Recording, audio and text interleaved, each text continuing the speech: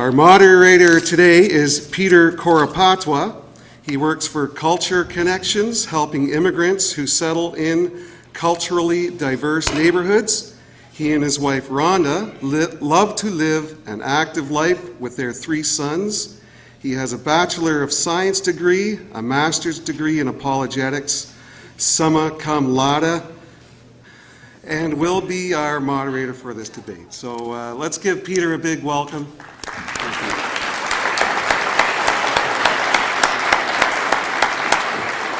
Good afternoon. I'm happy to be here with you at this invigorating time. I have with me Professor DiCarlo on my left and Dave Hunt on my right. And I just want to introduce the speakers and the rules for this debate today. And I think we're going to have an insightful time as we dialogue on these important topics today. Dr. DiCarlo is currently an instructor at the University of Ontario Institute of Technology, where he teaches critical thinking and bioethics, as well as other courses. He's received his PhD in philosophy from the University of Waterloo, and he and his wife have 2 sons, Jeremy and Maddie, I believe. And Linda is his wife, and we're glad that he's here. He's written a book called The Comparative Brain, The Evolution of Human Reasoning and the Evolution of Religion, Why Many Need to Believe in Deities, Demons, and the Unseen. His latest book is entitled How to Become a Really Good Pain, a practical guide to thinking critically, and he has written papers on bioethics and cognitive evolution. And then we have Dave Hunt. He received a degree in mathematics from UCLA. He and his wife Ruth have 4 children. Dave launched a career in CPA and as a management consultant, and then later in the management of several corporations. His radio program is broadcast over 350 stations. His books, translated into more than 50 languages, have sold 4 million copies. So that's our 2 debaters for today, and I have something in common with each of them.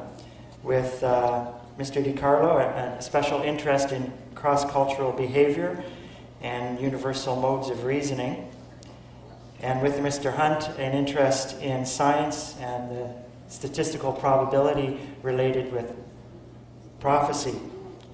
So each debater is encouraged to present their case in an atmosphere that is open, respectful, and spirited exchange that Canada embodies. Now, if the speakers go beyond their time limits, I do have a motivation for them to end their talk. It's a water pistol here. They each have 40 minutes to present their case, and then 15 minutes for rebuttal, and then a further rebuttal of 5 minutes. We will be taking questions and answers, and there are cards available at the back, and you can pick one up. If you, or maybe you've already thought of a question, we're going to receive these, and then I'll be presenting those questions to our speakers. So, Mr. Hunt, if you would present your case, we will listen attentively.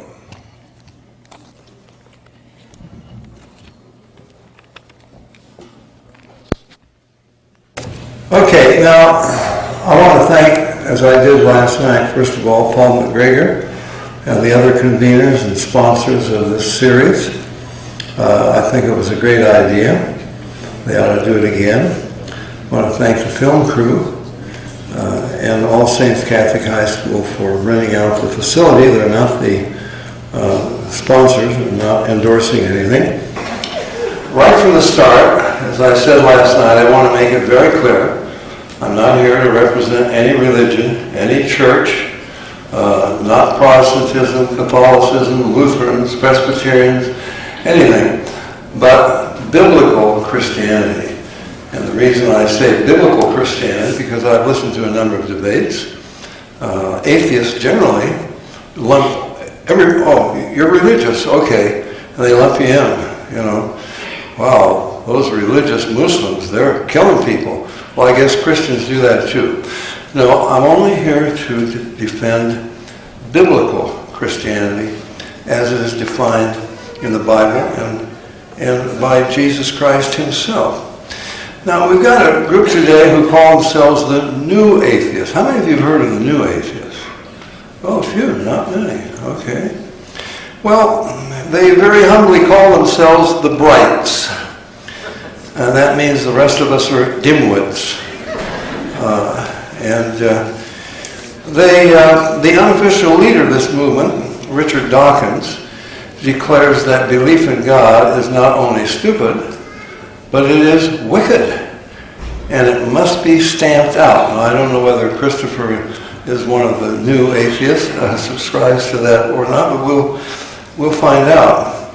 They do not even want parents to be able to teach their children the faith that they believe.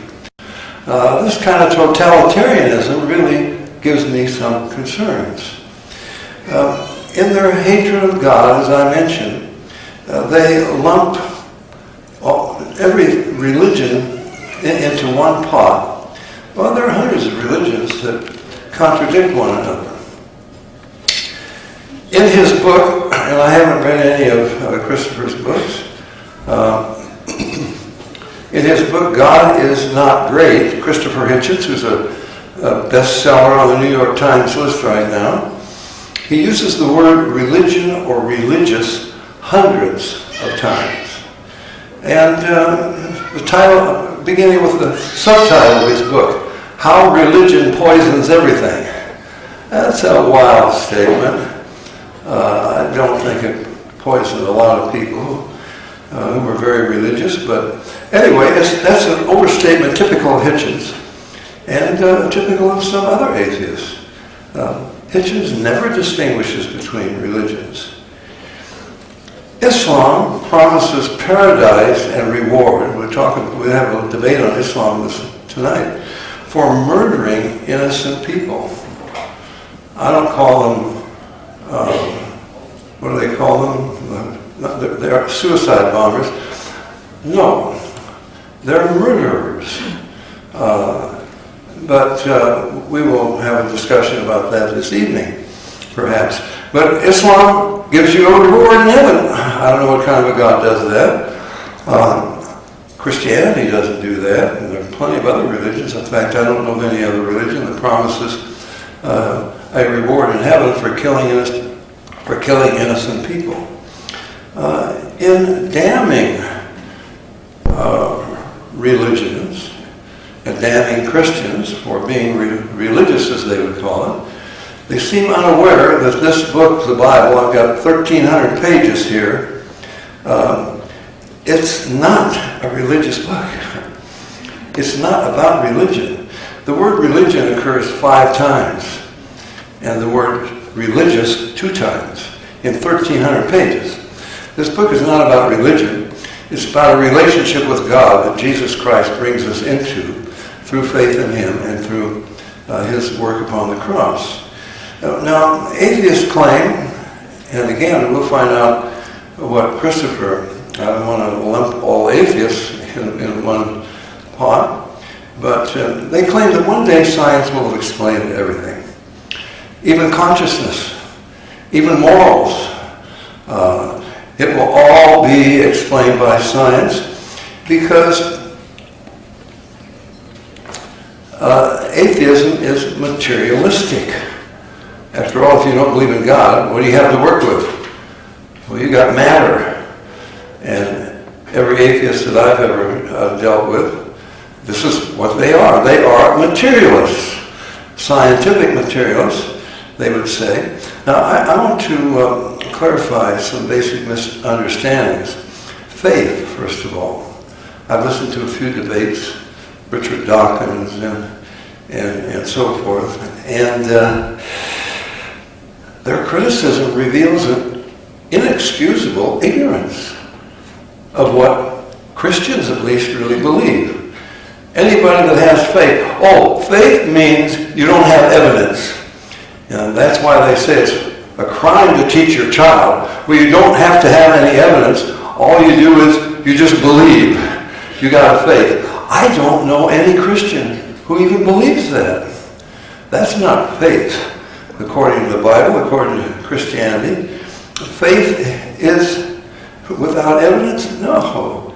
Faith is based on evidence. And they say, well, you're not to question anything, and you're not even to reason, or not even to understand anything. Well, I could give you dozens of verses, but I'll just give you 2 or 3. Isaiah 1:18, the God of the Bible says, "Come now and let us reason together." The Bible is all about reasoning. If you went to Proverbs 4:7, it says, "Wisdom is the principal thing, therefore get wisdom, and with all thy getting, get understanding." God wants us to understand him. If we went to Jeremiah 9:24, God says, "Let him that glorieth," or boast, boast in this, that he knoweth me. No, it's not what comes first. That he understandeth and knoweth me. Now, the God of Hinduism we heard about last night is you can't understand him. He's beyond any understanding. The God of the Bible, believe it or not, wants us to understand him. He wants us to know him. He wants us to have a personal relationship with him. And you would find this all through the Bible. Now, one of the major problems that we have to deal with, I think it's a problem for the atheists, I don't believe it's a problem for Christians, is the problem of origins. Where does everything come from? Well, we had parents, so I guess that's our origin, and then they had parents and so forth, all the way back. But where did they come from? We need a rational explanation.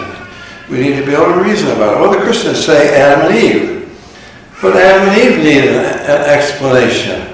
Where did they come from? Well, the Bible says God created them. Atheists say it was evolution. They evolved. Now, we've got a lot of problems with evolution. I don't think it's quite fair. I think it's a little bit dishonest. They're talking about, you can read many books on, like for example, Darwin's book, The Origin of the Species. Well, I think anybody who's read it will tell you he doesn't explain the origin of any species, because you can't. He just starts with species. And we're going to tell you how they evolved and so forth. But wait a minute. Everything's made of energy. Where did the energy come from? We don't know what energy is. We don't know what gravity is. We don't know what anything is. So I think what they're trying to do is build a structure without a foundation. I mean, what's the point of talking about how things evolve when you can't tell me where the energy that they're made of came from? And I don't think that's quite the way. I don't think they should take credit for explaining origins. Now, natural selection. Oh, of course, I believe in natural selection. But you got to have nature. You got to have something that you can select with. You have to have a reproductive organism before this will even work. Where are you going to get this reproductive organism? Consciousness, life. Life, that's a problem.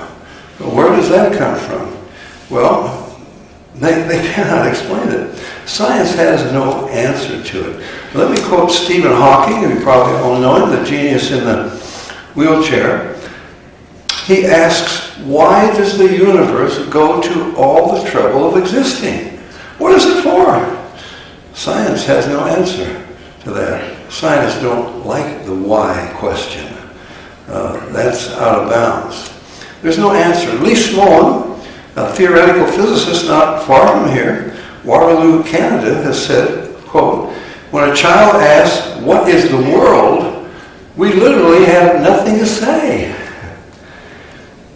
Well, atheists say it began with a Big Bang. I think you got some big problems with the Big Bang. First of all, where did the energy come from? There are a lot of problems. The second law well, let's take the first law of thermodynamics. It says energy can neither be created nor destroyed. Well, that's because they're atheists. It can't be created by anyone but God. But if it cannot be created, then it must have been here forever. This is the atheist God. energy. The atheist doesn't like you. Well, God. Well, what about God? Well, he created everything. Yeah, but who created God? We don't believe in created gods. We don't believe in a God that was created. Oh, well, he'd have to be created. Well, yeah, but you say that energy can't be created. So you believe in something that has no beginning. Why can't we believe that God has no beginning? You are driven to something or someone. Now, we've got a problem between the first and second laws of thermodynamics. Second law is the law of entropy. Well, if energy can not be created, then it had no beginning. It must have been here forever. The second law of thermodynamics, the law of entropy, says that energy runs down like a clock. Energy becomes less and less usable. Things move from order to disorder. Now that kind of disagrees with the Big Bang. That's the ultimate disorder, moving to order. But the second law says no, things move from order to disorder. Now if you can't create energy and energy's been here forever, it surely should have all gone, it should have all entropied by this time. Well, many scientists don't accept the Big Bang. Many of them that I could quote. What is energy? What's an electron? What's an atom? What is space? Time, light, gravity. We have words for these things, but we have no explanation for any of them. Max Planck, one of the greatest physicists of the 20th century, father of modern quantum theory, he said, quote, "Science cannot solve the ultimate mystery of nature." Robert Jastrow, founder and for 20 years, the director of the NASA's Goddard Institute for Space Studies that launched Pioneer and so forth, he struggled for years to deny the distasteful evidence. An agnostic, he shocked many of his fellow scientists when he implied at the 144th National Conference of the Association for the Advancement of Science that the evidence seems to demand an intelligent creator. And while he remained an agnostic, he finally concluded, along with many of the top astronomers today, there was a beginning to the universe. You don't have to be a top astronomer to realize that. I mean, the sun hasn't been in the sky forever. You can explain that to a child. If it had been, it would have burned out by now. I mean, I don't care how big a fire is. Ultimately, it will burn out. The same is true of all the other stars. There had to be a time when they weren't there, or they would have burned out by now. So someone or something had to start them. But anyway, listen to how he describes the embarrassing moment when he and many other astronomers finally admitted, oh, there is a beginning to the universe. He said, I'm quoting him, "The scientist has scaled the mountains of ignorance. He's about to conquer the highest peak. As he pulls himself over the final rock, he's greeted by a band of theologians who've been sitting there for centuries." Why have they been sitting there for centuries? First three words in the Bible, in the beginning. Now you can't explain that except for the next word, God. The next two words, God created. So, atheists often say, and again, I don't know whether Christopher says that, but science proves God doesn't exist. He'd probably admit that there is no proof that God doesn't exist. But scientists say, well, it was science that led me into atheism. Well, but there's an awful lot of scientists who were atheists who, by science, were led into biblical Christianity. It's impossible to form the tiniest single cell by chance. Well, the atheist says, evolutionist says, we're not talking about chance, we're talking about natural selection. Yes, but as I already explained, you have to have a living, reproductive organism for natural selection to work. How are you going to get that? You've got to have the first cell. Let me just give you a few little mathematical statistics here. The probability of a single, now we're talking about chance. You've got nothing, and you've got to get all of these chemicals together to form a living cell. That has to happen by chance. It can't happen by natural selection, because natural selection has nothing to select from. Okay? Now, the probability of a single basic protein molecule arising at random is 1 chance in 1, followed by 43 zeros. But the first cell would have to it would have to have a cell that brought it into existence. A simple cell has thousands of complex protein molecules. It's nonsense to imagine that even one cell could come together by chance. Mycoplasma genitalium of bacteria has the smallest genome of any known self-replicating organism. 482 genes of 1,040 nucleotide base pairs for a total of 580,000 base pairs. The average size protein molecule coded for by these genes contains 347 amino acids. The probability, this is just mathematics. You can't argue with mathematics. Mathematics is the queen of the sciences, right?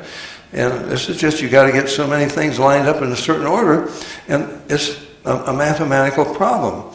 So the probability of random formation of one such protein molecule is 1 chance in 1 with 451 zeros after it. If the entire Earth were solid carbon, it would contain 1 followed by 50 zeros of carbon atoms. Thus, it would take 1 with 401 zeros times the carbon atoms in a solid carbon Earth to provide enough carbon molecules even to give this a try. Now, we got another problem. Something called the law of biogenesis. These are scientific laws. I think every scientist agrees with it. But if you're an atheist, you can't agree with this, because it leads to the conclusion that there must have been a supernatural creation. So atheists refuse to believe in the resurrection of Jesus Christ. I'm sure Christopher doesn't. In spite of the testimony of eyewitnesses, they declare in the name of science that all life on earth sprang spontaneously from dead matter. Let me quote George Wald, Harvard professor, Nobel Prize winner. Listen to what he says. The spontaneous generation of a living organism is impossible. You know why? Pasteur did away with that. They used to think spontaneous generation could happen. But sterilize it, you don't get anything out of there. Life doesn't come out of dead things. Ah, yes, says George Wald, Nobel Prize winner, Harvard professor. The only alternative is, he says, to believe in a single primary act of supernatural creation. There's no third position. So here we are. As a result, I believe of spontaneous generation. This is the stupidity to which the atheist scientist is driven. He just said it's impossible. We all believe in the law of biogenesis. We know that life only comes from light. But, I mean, if you accept that, you've got to believe in God. Well, we are not. Let me quote another evolutionary biologist, Richard Lewontin. He defiantly said, we are forced to create material explanations. Materialism is an absolute, for we cannot allow a divine foot in the door. Ooh, that's a little bit of prejudice. They hate God. Even though all the evidence says, oh, God alone could do it, we will not allow a divine foot in the door. And I think they're beating a dead horse. Materialism is dead. And I have plenty of scientists who are not Christians who will tell you that. Ideas are not physical. Theories are not physical. We talked about that a little bit last night. If I said justice, you know what I mean. Well, tell me, how much does it weigh? What does it smell like? What's its texture? What does it sound like? What does it look like? Has nothing to do with any of the five senses that describe this universe. It is in another dimension. You could put it very simply, as a friend of mine does. Tissues do not know anything about issues. Tissues do not know anything about issues. So the atheist who says belief in a non-physical dimension is nonsense, I would just ask him, what is the physical description of nonsense? Well, nonsense is an idea, something you understand, but it's not physical. You can't explain that in material terms. A Nobel laureate physicist, Erwin Schrödinger, listen to what he said. The scientific picture of the real world around me is ghastly silent about all that really matters to us. It knows nothing of beautiful or ugly, good or bad, God and eternity. Whence came I? Whither go I? That is the great unfathomable question. Science has no answer to it. Well, science cannot answer life's most important questions because truth eludes scientific analysis. Now, the Bible challenges us.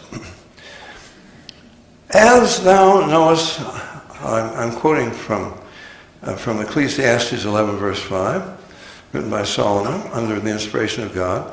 As thou knowest not how the bones do grow in the womb of her that is with child, even so thou knowest not the works of God who maketh all.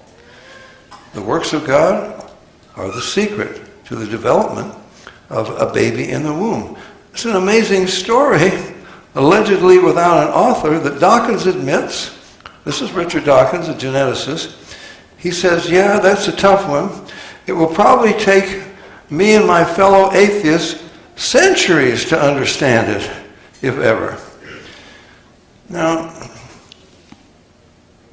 the Bible says, as the heavens are higher than the earth, so are my thoughts higher than your thoughts. That's an interesting analogy, because what do we have?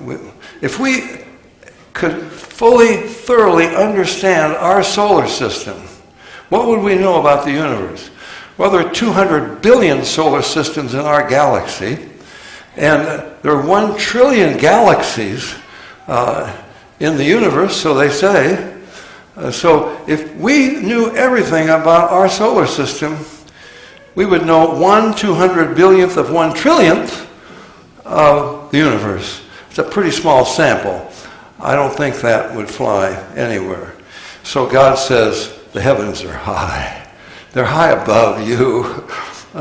It's just like my thoughts, and I'm the creator over all of this, and that's why you're not going to find it out. Now, the problem of origins persists. Whatever you say, well, you got a difficulty there. You really have to have God. Dawkins says, oh, we're working on that. He says, you Christians, you don't have any motivation.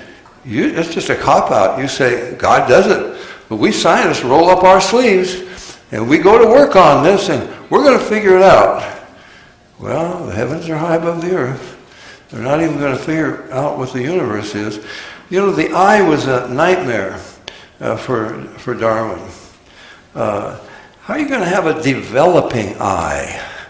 I was a freshman at UCLA, and he was teaching evolution and natural selection. I raised my hand. He's talking about the eye. I said, you just contradicted yourself. Natural selection. You say that natural selection works. It weeds out what won't work, and it gradually develops something. Well, any little particle, whatever it is of an eye that doesn't even work, you haven't got it all put together yet, natural selection would throw that out. You would never get to natural selection. It wouldn't help natural selection until it works. and you've got a long ways to go before it could work. Eyes of early trilobites, for example, they've never been exceeded for complexity, and this is they say, one of the oldest critters there. The eye is not going to be able to function and help survival without a cornea, iris, pupil, macula, vitreous, rods and cones, 100 million light-sensitive cells that send information to the brain through 1 million fibers of the optic nerve. The brain itself, 100 billion nerve cells joined by some 240,000 miles of nerve fibers, and 100 trillion connections between nerve cells in the human brain. The brain has more electrical connections than all the electrical appliances on this earth. Yeah, but give us time, a few million years, natural selection will do it. I think it takes an awful lot of faith in evolution to believe in that. How the brain of the fetus develops in the womb, it's beyond present comprehension. As it grows, billions of neurons migrate along glial cells, which will eventually number as many as 5 trillion in their final destination. How the brain develops its astonishing connection to the eye through the optic nerve with its 1,200,000 fibers, how the 538 million cells in the visual cortex, 5 to 6 million cones, 120 to 140 million rods, all play their part in bringing a visual image to the brain, how the aqueous humor in the eye must be turned over 15 times a day, the essential blood supply to the retina constantly maintained through the central retinal artery, and so forth. I think David knew what he was talking about, Psalm 139. He said, I am fearfully and wonderfully made. They take a creator. Richard Dawkins used the word architect, but he doesn't believe in an architect. So we got some problems with origins. What came first, chicken or egg? It's not a childish question. There are dozens like this that atheists cannot answer. C.S. Lewis, for example, commented, we're taught from childhood to notice how the perfect oak drops the acorn, and to forget that the acorn itself was dropped by a perfect oak. Where did the perfect oak come from that dropped the acorn? Well, that's a problem. It's a chicken, what came first, chicken or egg? There are so many of these problems. There are hundreds. Life is possible only if the DNA blueprint can be read and put into action by the complex machinery of living cells. But the cellular machinery synthesizes the DNA. So you can't have DNA without the machinery that synthesizes it, but you can't have the machinery without the DNA. Now, which came first? You figure that one out. The DNA guides in the production of proteins, but every step in that process absolutely requires proteins that are unique and extremely complex. Which came first? The proteins essential to the process, or the process that produces these proteins? I don't think science has any answer to that. The Christian has. God, in the beginning, God created the heaven and the earth. I think the whole thing has to come together at once. The cell can't be alive and functioning without all of its parts. But the parts can only exist all together within a functioning cell. Impossible for the parts to develop by themselves and so forth. Well, there are just many of these questions. The subject of origins, in my opinion, is a minefield for atheists. What came first, the chicken or the egg? No, that sounds simple. There's no life without enzymes, for example. They're not living, but there are no enzymes without life. Which came first? The life that creates the enzymes, or the enzymes that have to guide life? They had to both come into existence at the same time. I'm going to take too long on this, so I better move on. Biblical Christianity declares that Jesus Christ is God come as a man through a virgin birth. He didn't cease to be God. He'll never cease to be man. And John 1, verse 2, thereabouts says, all things were made by him. Without him was not anything made that was made. And then it says, significantly, in him was life. There is no life without life. The law of biogenesis. Life comes from life. And the Bible tells you that life comes from God. He is the one who has life, and he's the one who originated.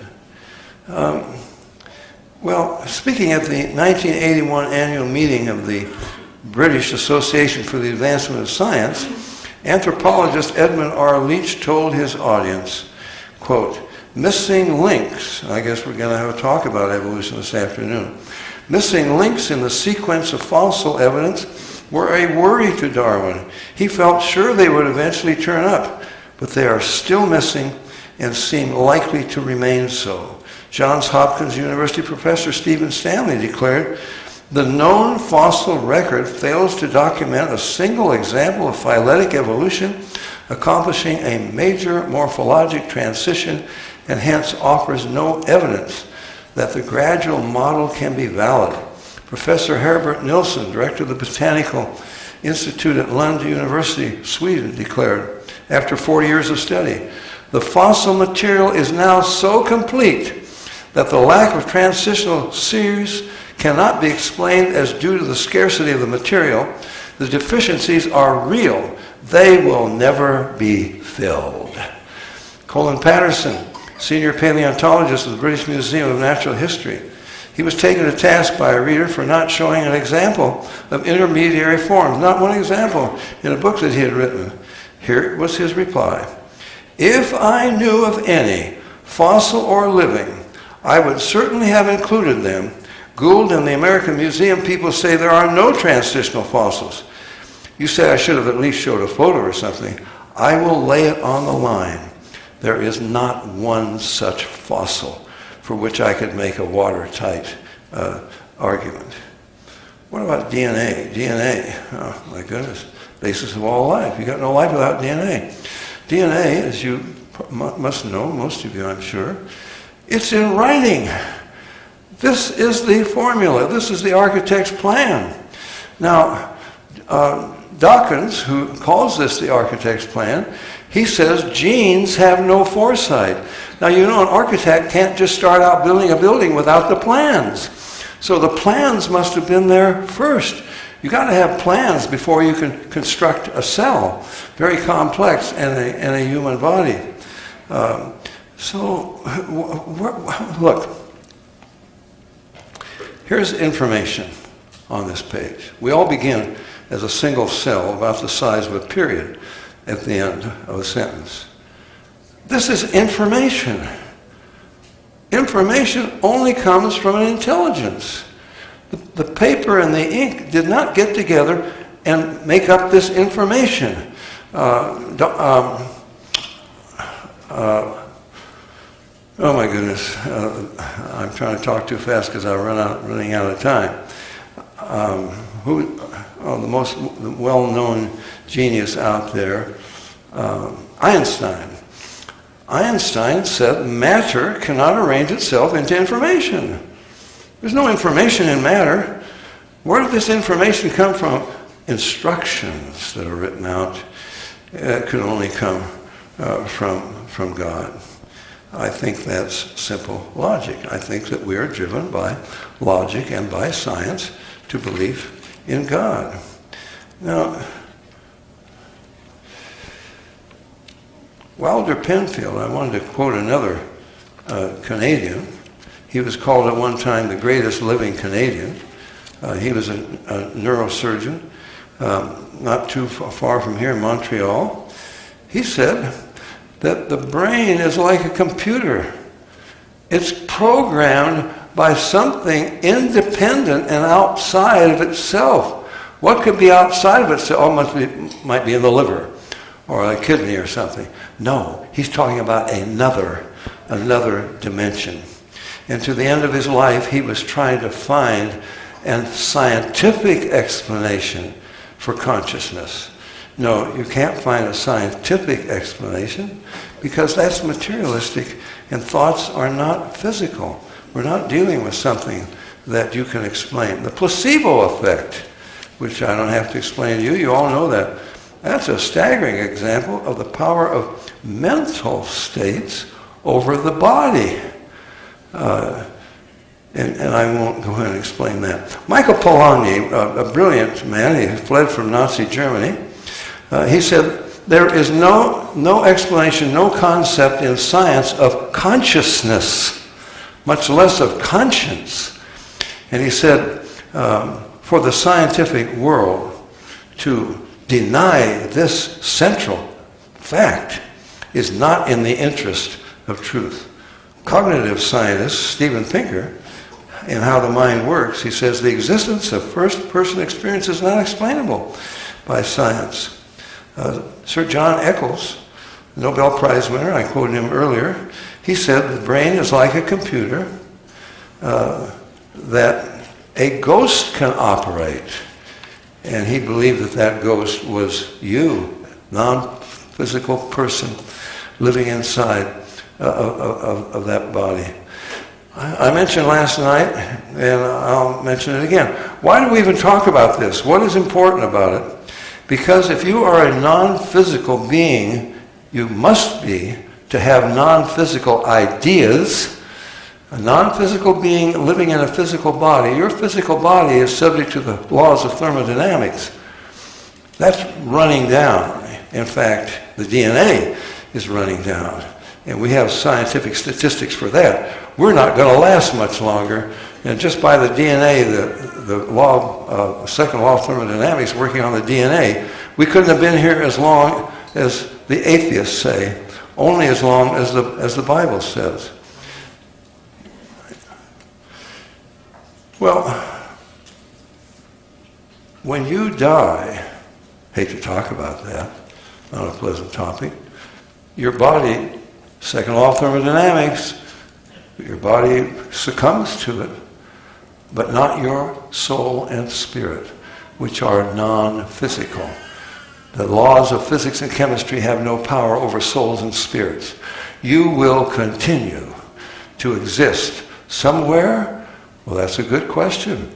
We'll talk more about that later. The Bible explains that.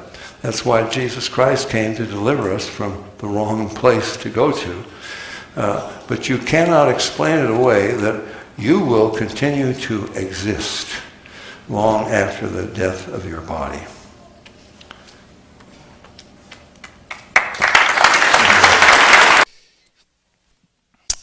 Good afternoon, everyone. I wish to thank the organizers, Paul McGregor, for inviting me here this afternoon. As well, I'd like to thank the Center for Inquiry for contacting me, Justin Trottier, and they have a booth as well outside if you want to stop by, as well as the Canadian Durham Region Humanists who contacted me as well. And they're looking for students to join their organizations and whatnot. So if you're wondering what a humanist is, what secularism is, what science and reason is about, and so on and so forth, you can speak to one of the representatives in the foyer. Now, I must state from the outset that my purpose today is not to intentionally offend the religious sensitivities of anyone here this afternoon. I know how personal and comforting religious beliefs can be to some of you. I'm a former Roman Catholic myself, and much of my immediate family still is.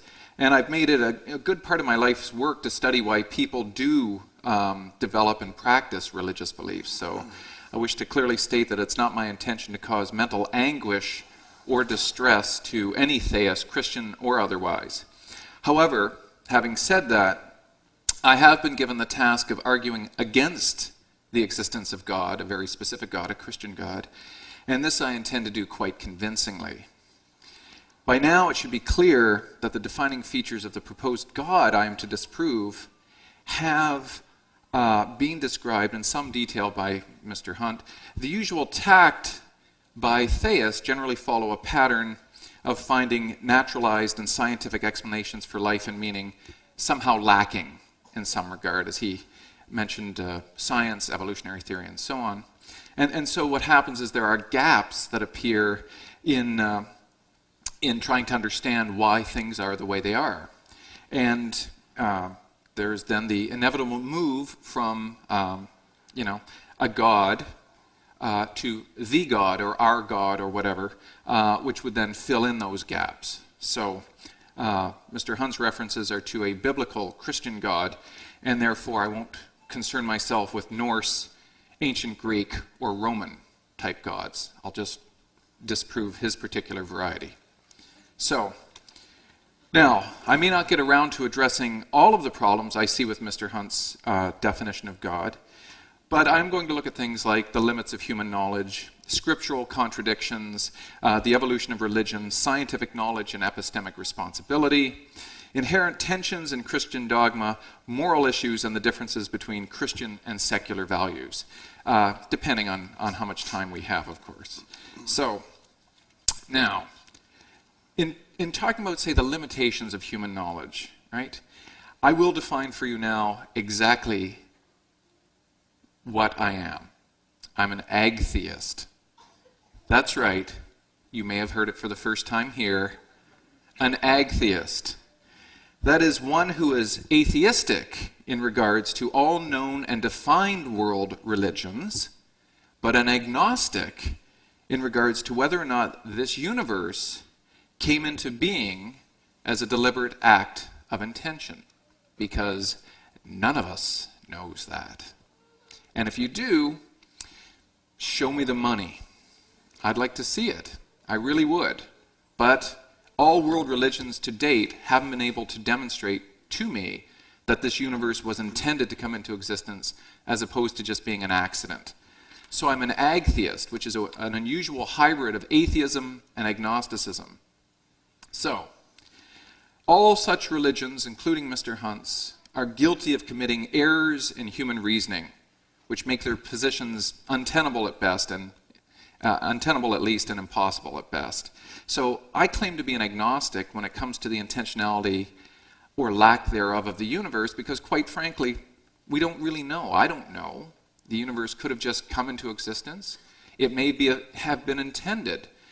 But even if it was intended, that's not to say his particular brand of a god is the one that brought it into existence. There are people who are called deists.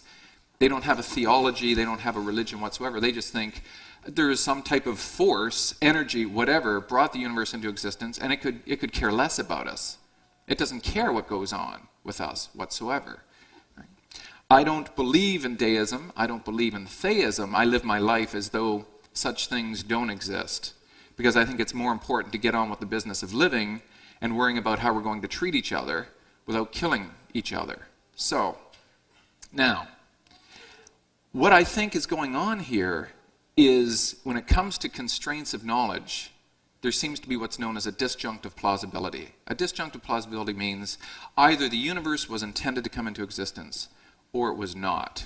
There's no third option, or fifth option, or 10th option.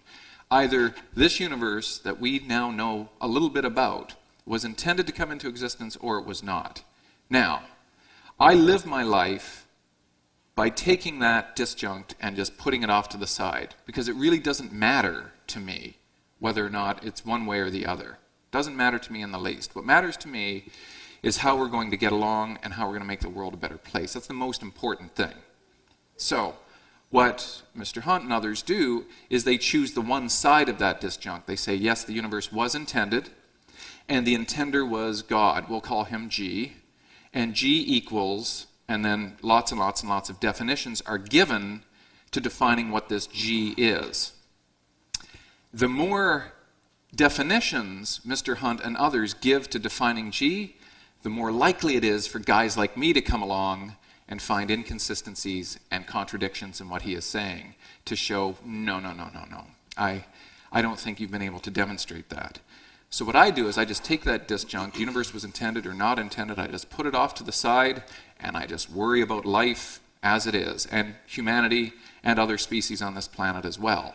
So, When I say something like, I'm holding a pen in my hand, it is called a High Tech Point V7 by Pilot, who happened to sponsor my being here. I'm just kidding. So if I say I have a pen in my hand, what color is it? And you say, well, it's black and it has the silver thing. What we can do is we can use our senses, we can use this big, mushy gray matter in our brains, and we can come to some type of agreement as to what black means in terms of color, light reflection and refraction, and then we can come to some type of agreement.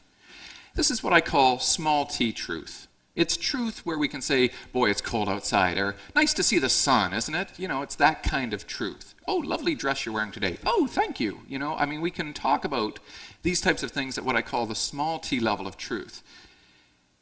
When Mr. Hunt starts to talk about God, we're not talking about pens anymore. We're talking about matters that are beyond our senses, and that is precisely why science generally doesn't go there, because it can't. And it recognizes, as did Socrates, as did the ancient skeptics, over 2,000 years ago, that there is a divide between these types of information. I would love to be able to know that a God existed, and that he cared for me, and that when I died he had a special place for me, and all I have to do is follow the rules in that particular book, and everything will be okay. But I don't have that information. Certainly not like this, nor do you. You may believe you do, but when you enter the realm of what I call big T truth, you have now taken what Kierkegaard called a leap of faith. Now, faith, as they say, can move mountains, yes, but not really. Heavy machinery and explosives move mountains. That's what science does. That's how we've been able to develop our abilities to overcome obstacles, not to be mere sheep or be like children and worship certain types of beings from afar or whatnot. Science takes to task the ability to try to understand for ourselves and make the world a better place. Now, let's say Mr. Hunt has defined his God as a biblical understanding in terms of Christianity. Okay. One of the problems that I see with this is it's somewhat exclusionary. So that what happens with the Hindus, what happens with the Muslims, what happens with the spiritualists, what happens with so many of the other world religions, of which there are about 1,200 different types and varieties of world religions. Basically, what Mr. Hunt is saying is that the others kind of have it, but nowhere near to the level of information that he has. Now, when he speaks at the level of big T truth, and we want to compare his words to the words of a Hindu, a Muslim, a Jew, an Aboriginal, whomever, we no longer have the pen is black type of criteria. It doesn't exist anymore. It now becomes a matter of faith. So what are we talking about? Well, we're talking about things that we cannot possibly fathom because they lie outside of the realm of our ability to know any of this information. So then what are we really talking about? Well, it might be like me saying, Bugs Bunny is a really good actor. I love that guy. I'd love to meet him someday, Dude, Bugs Bunny doesn't exist. Like, really? He doesn't? No, he's just a cartoon. So if we're going to talk about different world religions, who's right, who's wrong, what criteria do we use to be able to say, the Jews got it? Okay, it's all over, everybody. The Jews have it. Christians, sorry, you're wrong. Muslims, terribly sorry. Good try, though, that whole Allah, Muhammad thing. It was cool. Wrong. Hindus, man, you guys really screwed up. I don't know what you were thinking. Aboriginals, savages, right? What were you thinking? So how would we be able to determine who is right when it comes to world religions? And the answer, of course, is we don't. We don't have the measuring stick. I wish we did. I really do. It'd be a vastly different world, wouldn't it? If we were to be able to open that book and every human on this planet looked at it, read it, and said, right, what was I thinking? There it is, of course. But then why are there 1,200 different world religions, if that's the truth? Why are the others so wrong? Why have they gotten it wrong? And why am I wrong as an atheist? I just want to be a good person. I don't want to hurt anybody. I want to be compassionate. I sometimes think I'm a better Christian than most Christians I know. Right? And I've seen some bad Christians, like George W. Bush. So, if you didn't think I was going to take a shot at him, you're crazy. Right? Now, very bad Christian. Very bad. Listen, it's an impossibility for all defined world religions to be right. It's impossible. They contradict each other. Monotheistic, one God. Polytheistic, many gods. Mr. Hunt, you believe in the Trinity? You do, okay. Some believe in the Trinity, some don't. Okay. Who's right? Mr. Hunt, right? Or not. So, for all of those who don't believe in the Trinity, wrong, sorry. Good try, though. But we have the revealed word here today. All defined world religions cannot be right, but they can all be wrong. Don't forget that. What is the epistemically responsible thing to do when we're faced with this plausible disjunct? That means, what's the right thing to do based on the information we have? Based on the fact that we have criteria at this level, what I call the small t level of truth, and we have very little to no criteria at the big T level of truth, what's the responsible thing for us to do? Well, you can take a leap of faith if you want, but I think the responsible thing, if you do that, would be to say, I understand that I don't know that a God exists. I don't know that any of the words in that Bible are true. I don't even know if Christ himself existed. But you know what? I want to take this leap because it makes me feel good, or it's something I need in my world. I think those are the most mature theists that I know, people who recognize the possibility that they could be wrong, they could be just way off, but they like having those beliefs in their head. It makes them feel better. And, to tell you the truth, I'm perfectly tolerant of all world religions. I speak at the World Religions Conference. On occasion, I was the first atheist invited to their conference.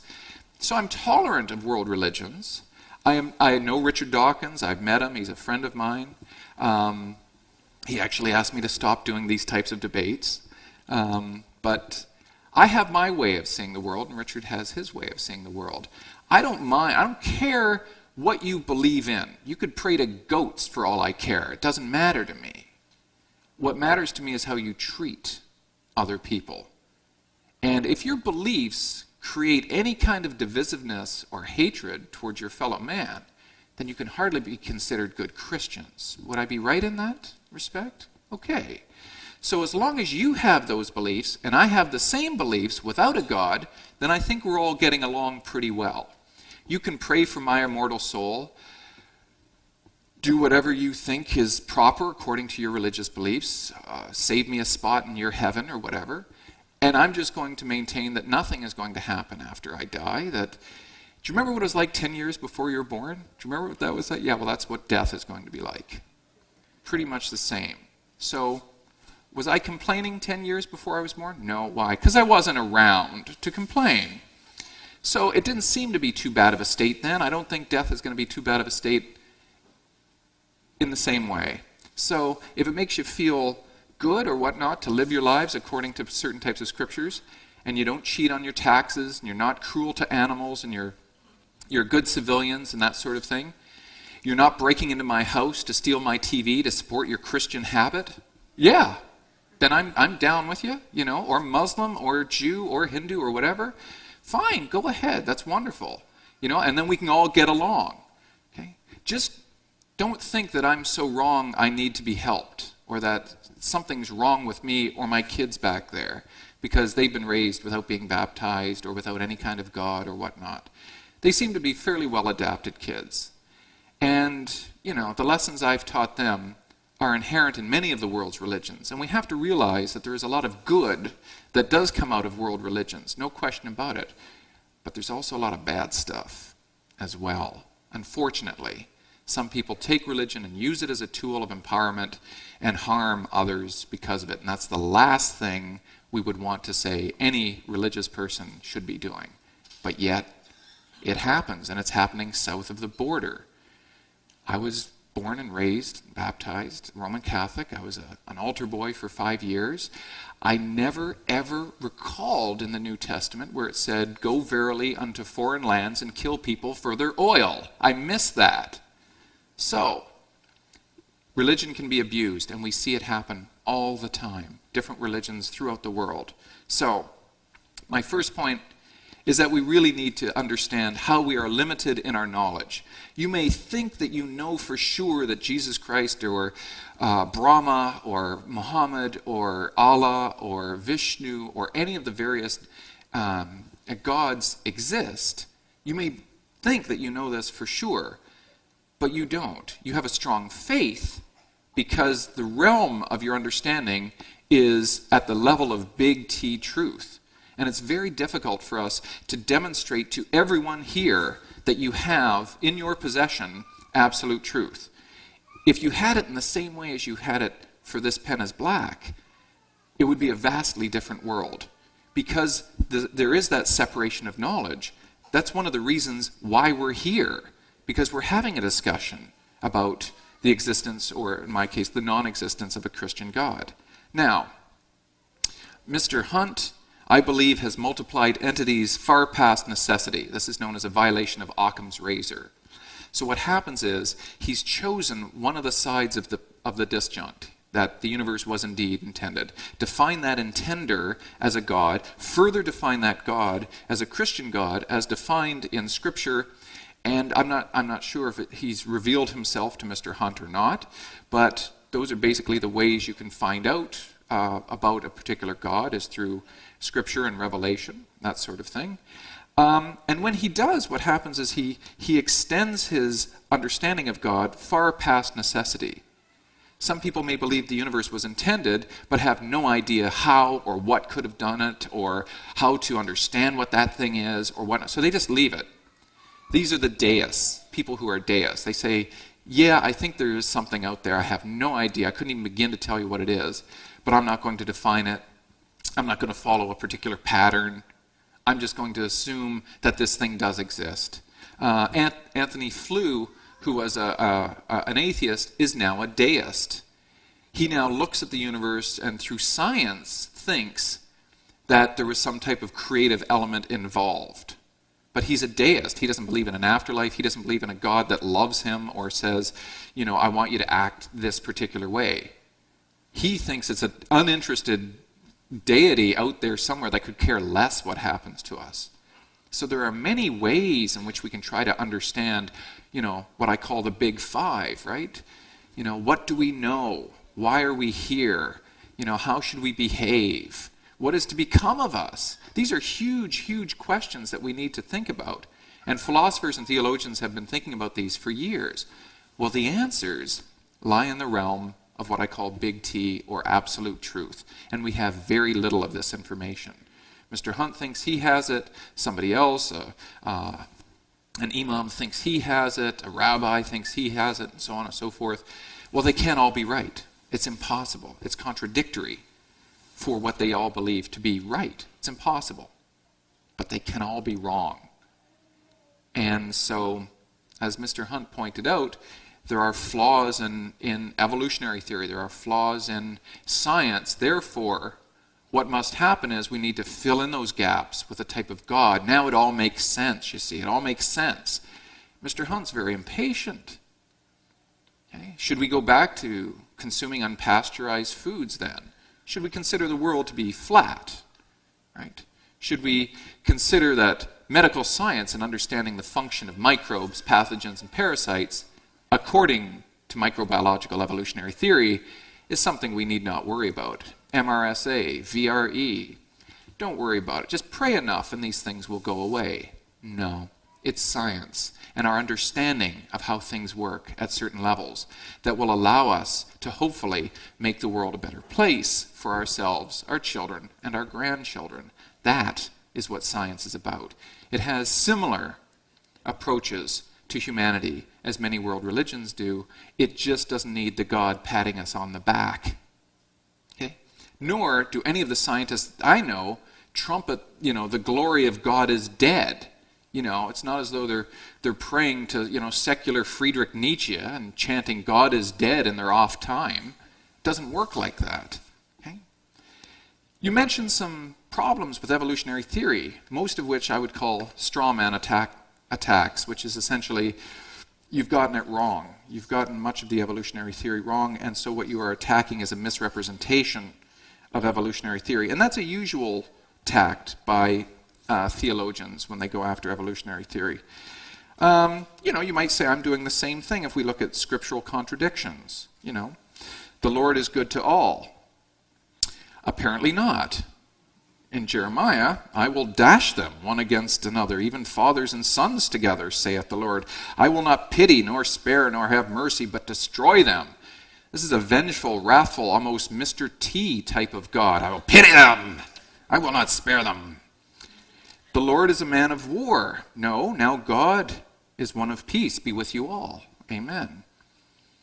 Is Jesus equal or lesser than? You believe in the Trinity. I and my Father are one. Right? No. Ye have heard now, I said unto you, I go away and come again unto you. If ye loved me, ye would rejoice, because I said, I go unto the Father, for my Father is greater than I. Right? The righteous shall flourish like the palm tree. The righteous perish, and no man layeth it to heart. Can God be seen? God, yes, he can in Exodus, yes. But in John, no man hath seen God at any time. Very elusive, very interesting. Ascending to heaven. Elijah went up by a whirlwind into heaven, 2 Kings 11. No man hath ascended up to heaven. Okay, power of God. With God all things are powerful. Matthew 19:26. No, the Lord was with Judah, and he drave out the inhabitants of the mountain, but could not drive out the inhabitants of the valley because they had chariots of iron. Judges 1:19. There are many more on punishing crime, on family relationships, on the resurrection of the dead. God is satisfied with his works. God is dissatisfied with his works, both in Genesis. God dwells in chosen temples. God dwells not in temples. In light, no, in darkness. God is seen. God is not seen. God is tired and rests. God is never tired and never rests. God is everywhere present. God is not everywhere present. Neither sees nor knows all things. Genesis, not too many verses apart. God is all-powerful. Matthew 19:26, God is not all-powerful. Judges 1:19. God is the author of evil. God is not the author of evil. God is to be found by those who seek him. God is not to be found by those who seek him. Proverbs and Matthew. Okay? God is cruel, unmerciful, destructive. God is kind, merciful, good. God is a lot of things to a lot of people here. God accepts human sacrifices. God forbids human sacrifices. Deuteronomy 12:30 and 31. Because of man's wickedness, God destroys him. Because of man's wickedness, God will not destroy him. Both in Genesis. There is but one God. Deuteronomy 6:4. There is a plurality of gods. Genesis 3:22. John 5:7. And now let's talk about killing. Since I mentioned Mr. Bush, south of the border. You shall not kill. Divine commandment, Exodus 20:13. Down comes Moses from the mountain. What does he do? Well, basically, he leads his people out of Egypt, and then he leads them on what can only be described as a blood-soaked trek to the promised land. We are told, for example, that when God delivered the land of Heshbon to the Hebrews, they utterly destroyed every city, men, women, and children. They left none remaining. In a case where we might be tempted to think the extent of killing was an excess brought about by the heat of battle, say, rather than by divinely sanctioned slaughter, we read in Numbers of a case in which Moses angrily chastises the army generals for not killing all of the inhabitants of a city. In their defeat of the Midianites, the Hebrews took as captives the women and children after slaying all the men. Moses was, we're told, was angry with the officers of the army. And he asked, have you let all the women live? Numbers 30, 14, 15. He corrects their error by basically saying to them, listen, now therefore kill every male among the little ones, and kill every woman who has known man by lying with him. But all the young girls who have not known man by lying with him, keep alive for yourselves. Right. Yeah. I don't know how selective you're going to be of that book, but if somebody were to do this today, you might think there's something morally deficient about this person. They ought not to kill children. They ought not to kill, period. But apparently it's okay if it's for a divine cause, which, as we all know, is the ugliest side of religious belief. When hatred and bigotry and divisiveness come to the point where you are justified in killing your fellow man, we've got a serious problem. And here we have the superstar of the Old Testament basically saying, yeah, not only is it okay to kill children and men, but kill all women who have had sex. And those who haven't, the virgins, guess what? Today's your lucky day. We might think of that as, abhorrent. But yet, there it is, Numbers 30, 17 to 19. Now, when I do my studying of religion as an academic, I generally see it as being an explanation for causal forces in nature. This is why I believe all religions came to be invented. And I say invented because I don't think any of them are right. I think they're all wrong. So equally, Christianity with Islam, with Hindu, you're all wrong. You're collectively just wrong. Wrong, wrong, wrong. You just got it wrong. So how did you come to be so wrong? Well, because your ancestors looked at the world and needed an explanation for causal forces in nature. Secondly, they needed a guide for moral behavior. This world is a very violent place. I don't know how much world traveling you folks do, but you go outside of Canada to any 50 or 60 different countries around the world, it's a lot different than this place. We are a very violent species. Predominantly men. Why? Testosterone. Yeah. In biology, men, no offense, you're an afterthought. Okay? Women hold all the cards in biology.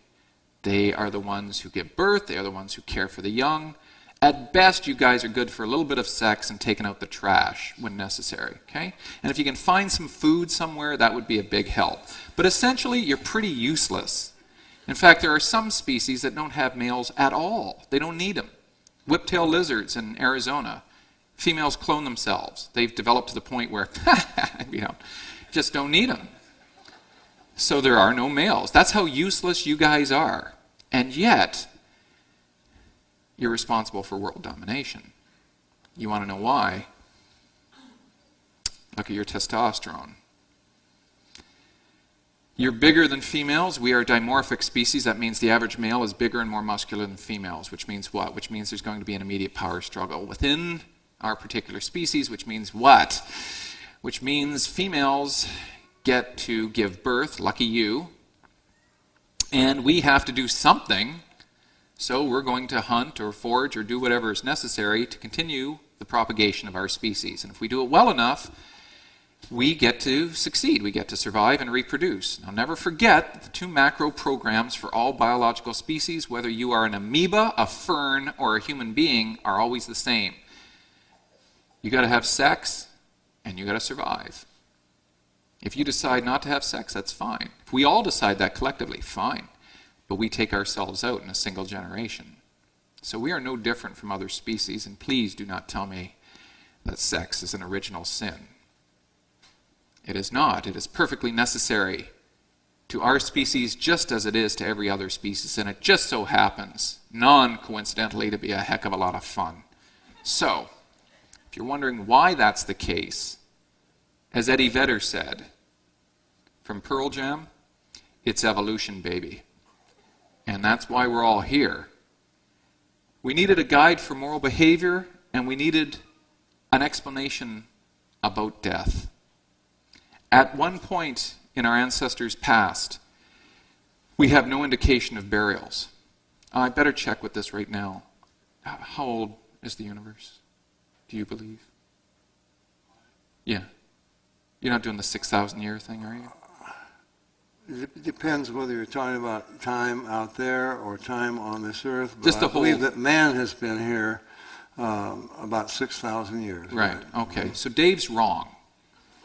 Okay? And I make no bones about that. He is wrong, wrong, wrong. I mean, we can be warm and fuzzy about this. You could be right, I could be right. No, I'm right and you're wrong. No, I'm right and you're wrong. Well...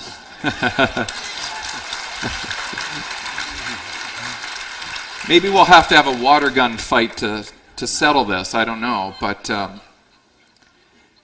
look, the Earth is 4.6 billion years old. We speciated with chimpanzees about 6 million years ago. We've been around from a long, long time. Thank you. Thank you. My simian brothers. Bananas for everybody after the debate.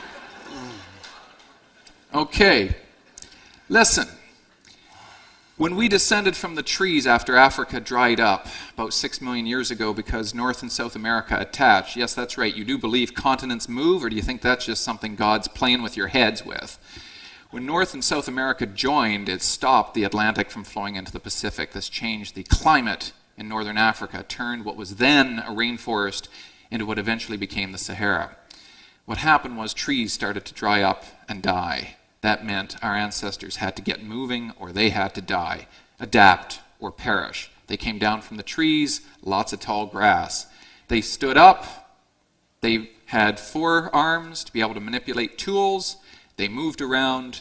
They ate lots of meat. They got big brains and shorter guts. Their pharyngeal development changed, which allowed language and the development of consciousness.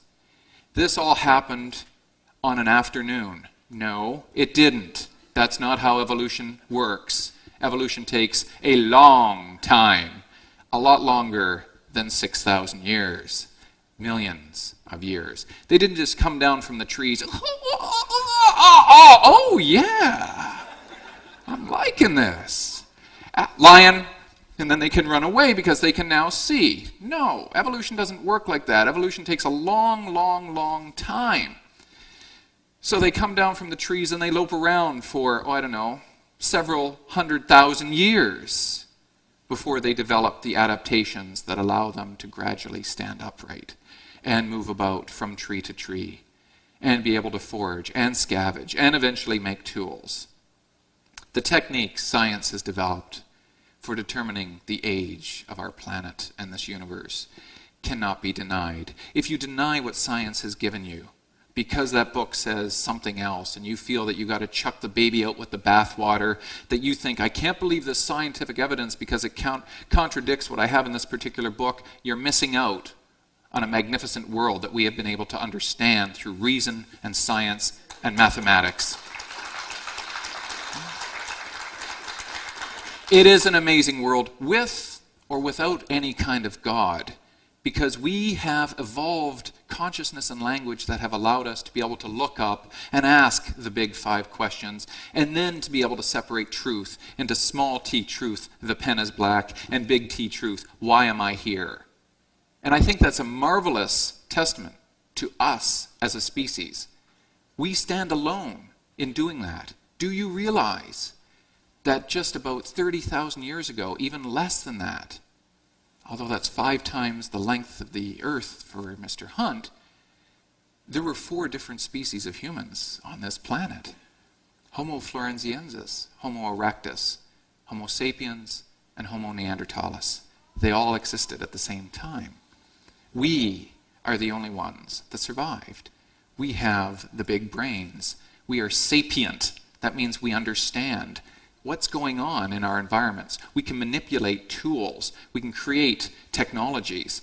If we didn't develop consciousness and language, we're not having this debate here today. There's no question in my mind about that. So what happened? Well, we looked around the world. We tried to make sense of it. We tried to survive and reproduce as best we could. Some of our brethren didn't make it. No Florenziensis, no Neanderthal, no Erectus. They didn't make it. Nor did Habilis, Heidelbergensis, all of those. Okay? Some of them speciated into others, and some of them died off. But we made it. And because we made it, we have the ability to look back upon ourselves and try to find out, how do we get here? And we can look at the fossils, and we can develop techniques that allow us to understand what was going on at a particular time period. So, what was happening? Our ancestors began to develop consciousness and language simultaneously, the coevolution of consciousness and language. They started to see activities going on in nature and be able to understand them in ways they could no longer understand them prior to those events happening. This changed them forever. In trying to make more understanding of what's going on in their world, they developed symbolic representation. By about 70,000 years ago, we start to see the first ritual burials of hominid ancestors. Prior to that, they left you where you died. And that was it. So what does that mean? That means our ancestors got a taste of mortality. This is something I refer to as caveman angst, which is essentially that ability to say, oh crap, that's me, and I'm going to be like that soon. And he's not moving, and he's full of bugs, and he smells bad, and he's never waking up again. And someday that's going to be me. Never underestimate how powerful the fear of death is. You think I'm looking forward to it? What are you, nuts? I don't want this party to end. I'd prefer there to be an afterlife, but I'm not counting on it. Just as I don't recall anything before my birth, I don't think I'm going to recall anything after my death. And that means it makes this world all the more important to each and every one of us. And that means each and every one of us has a duty to ourselves, to our community, especially to our children, to find out the truth insofar as we can understand it to the best of our ability at this level first. Okay? Let's work about the earth here below before we start to ascend towards what we believe are the heavens above. Thank you. I don't need any more time.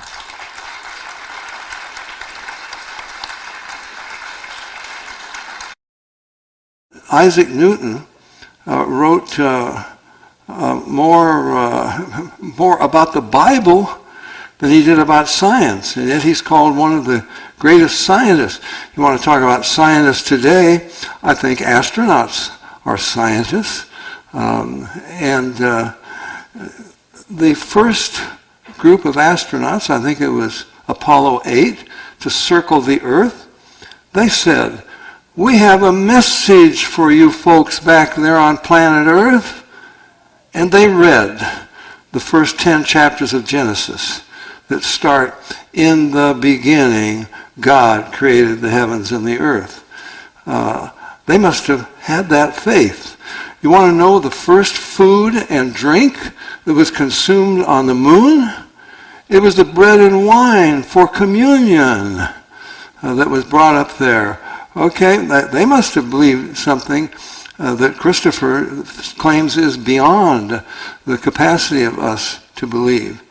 Now, he talks about taking a leap of faith. I don't believe in a leap of faith. He talked about the God of the gaps. The God of the gaps is whatever science can't explain. Then we say that must have been what how God did it. And the God of the gaps, of course, disappears as science advances. I don't believe, I don't come to the conclusion that God exists because there are some gaps in our knowledge. Alan Bloom, I quoted him last night, I think, University of Chicago philosophy professor. He wrote that very interesting book. I'd recommend you read it if you haven't. It's called The Closing of the American Mind. Where did the title come from? Those of you who were here last night, maybe if you remember, he said, in America, we are open to everything. We wouldn't fault anything. Christopher is open to all religions. No, he's not going to complain about them. Oh, he's very broad-minded. Okay. But Alan Bloom said we've become so open to everything that our minds have become closed to the possibility something might be right and something else wrong. Now we need a little more evidence. He hasn't given us any evidence. 70,000 years ago, a million years ago. How do they know? Big Bang, they weren't there. I want to know, maybe he will, but very limited time. I sympathize with him, because I have very limited time to produce evidence. But one of the things that I mentioned, he said, well, we're going to make a better world. That's humanism, of course, because he believes that this world is all there is. Matter is all there is. This material universe, he must be a materialist. Are you going to get into a non-physical dimension? God is a spirit, the Bible says. Now you're getting in trouble there. But I've explained that ideas are not physical. You cannot explain everything in physical terms. Physical science, he admits, has no answers, but he's giving us all a terrific story without one shred of evidence. Well, I said the Bible says that man's been here about 6,000 years. Well, he laughs at that, poo-poos that. Millions of years, of course, or hundreds of thousands of years for man and millions of years for everything else. Well, let me try to give you just a little bit of evidence. I gave some evidence last night. Why do I believe the Bible? Because of prophecy. Oh no, somebody's laughing. Prophecy. I'm not talking about cheap psychic predictions. I'm talking about history-making, earth-shaking events, foretold thousands of years before they happened. And I gave you a list of them last night. I just give you a quick list of them. They cannot be refuted. Let's go to Joel chapter 3, verse 2. God says, in the last days, I am going to bring all the nations to Jerusalem, and I'm going to punish them. Now he talked about, there's some tough things that he talked about, killing the Canaanites and so forth. But if you go to Genesis, and I can't deal with this entirely, but if you go to Genesis 15, God is promising his people the promised land. But he says, I can't give it to you yet, because the inhabitants are not so evil that I would be justified in wiping them out. 400 years from now, they will be that evil. And then I will use you to deliver this earth from them, because that's how evil they are. And I can't explain that, but I'll say that I'll leave that with God. But God doesn't just willy-nilly wipe out people. That's not the God of the Bible. He's given us all kinds of contradictions in the Bible. I wrote a book called Evidence, in Defense of the Faith, where I deal with many of these, but I don't have the way of dealing with them this evening. But let's take Joel chapter 3, verse 2. God said, God, there is punishment. I know that Christopher has some children. I think 2 of them. Yeah. My wife and I have 4 and 10 grandchildren. You know what you learn about children? Our youngest son, the very first words that he could speak, the first word was no. And when he was growing up as a little boy, what have you been doing with your friend next door? We've been playing Stomp the Little People. And when you ask him, what do you want to be when you grow up? I'm going to be a villain. Wow. Well, he turned out to be a very wonderful father and husband. He's an electrical engineer today. But anyway, we learn that human beings have a will of their own. God gave us the power of choice because he wants to express his love to us, and he wants us to love him in return. And you cannot love anyone. There's no love without heart. I'm tempted to mention, I was in Canada a few years ago speaking at a conference, came home very late, into my hotel room very late, and I turned on the TV just to watch it, to see what news there might have been for the day. And I was riveted to the TV. There was an interview of a Canadian on Canadian television. He had been working in Saudi Arabia, and he had been falsely accused of terrorism. They tortured him. They're not interested in truth. All they wanted was to get him to say the words, just to confess.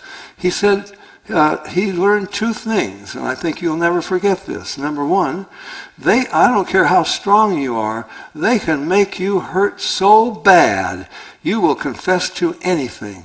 You will confess you killed your mother. You'll confess you killed God. Number two, he said, I learned something else. They cannot make you believe it. He said he was not a Christian. There is a place inside that no one can violate. That's your integrity. The Bible calls it your heart. They cannot make you believe it. God can't make you believe anything. Why is the world like this? Because God has given us the power of choice. And even God cannot make you behave any more than you can make your child behave. There has to be a willingness on their part. And how that willingness comes about through Jesus Christ is another question. But Joel 3, verse 2, I'm going to bring all the nations to Jerusalem, God says, in the last days, and I'm going to punish them. Well, punishment, I mean, what do you mean by punishment? I mentioned last night, I think, that I wrote the autobiography, or the ghostwriter of an autobiography, of the man who was the head of the Federal Parole Board in the United States. One of the things he learned is these people that come before you wanting parole, they will promise anything. Oh, they'll blubber and, oh, I'll never do it again. And you let them out and they come back and do it again. There must be some willingness, some change in the heart. And that, I believe, only comes about through Jesus Christ. So there's going to be punishment. You're not going to get away from that. And Christopher says, well, when he's dead, he's dead. Well, the Bible says it's appointed unto man once to die. After this, the judgment. Now, why do I believe the Bible? Because of prophecy. God says, I'm going to bring all the nations of this earth back to Jerusalem, and I'm going to punish them for two things. Number one, they scattered my people everywhere. Well, did it happen? Yes. God said, I will scatter you because of your sin. But he doesn't just do it himself. People do it. He's telling you what they're going to do. Then the second thing he said was, because they have divided my land. Well, Israel had many enemies. They never divided his land. Israel's been conquered many times. A conqueror doesn't divide the land. It keeps it for himself. Today, for the first time in our life, UN Resolution 181, it is called the dividing of the land. And the nations of this world joined together to divide the land of Israel. They left Israel with 13% of it. They gave the rest of it to the Arabs. But Britain had the commission. They were supposed to see that the Jews recovered their homeland, and they betrayed the Jews and so forth. They betrayed their trust. Zechariah chapter 12, verse 2. In the last days, God says, I'm going to make Jerusalem a cup of trembling to all the nations round about. Why would Jerusalem be a cup of trembling? Because they want to destroy. Islam teaches Israel must be destroyed. And this little tiny group of people, outnumbered several hundred to one, they have technology. They could wipe out the Arabs, and they've acted with great restraint. Maybe you don't like me to say that. We'll say more about it tonight. Why is it a cup of trembling? Because all of these hundreds of thousands, millions of Arabs cannot defeat this little tiny nation of 6 million Jews. Wow, that's amazing. God said, I will make Jerusalem a terror to these nations round about them. They can launch multi-warheaded missiles, nuclear missiles from submarines. I mean, their technology, I'm going to run out of time here before I get to more prophecies. But God says they will be united against Jerusalem. They were never united before. They had different gods. They had different religions. They fought one another and killed one another. Today, for the first time, every nation surrounding Jerusalem is united. God said, I will make Jerusalem, and Israel he's talking about, a burden to all the nations of this world. Well, you have to have an organization of nations. We've got the United Nations. Is Israel a burden to the United Nations?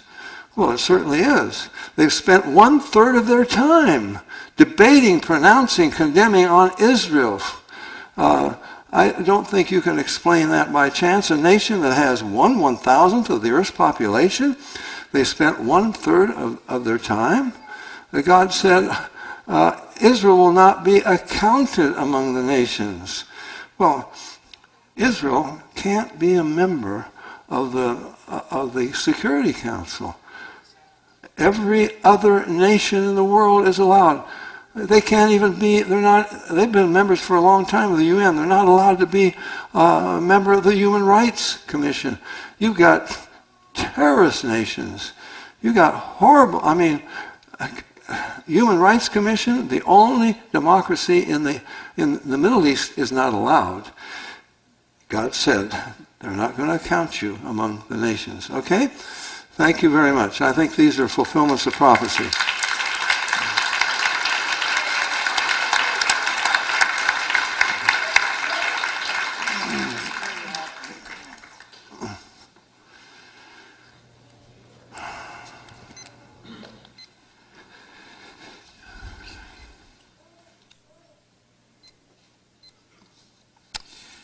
Okay. In response to some of the things Mr. Hunt has said, he said the Bible is all about reasoning and understanding. God wants us to understand Him, makes us better, reveals Himself, and so on and so forth.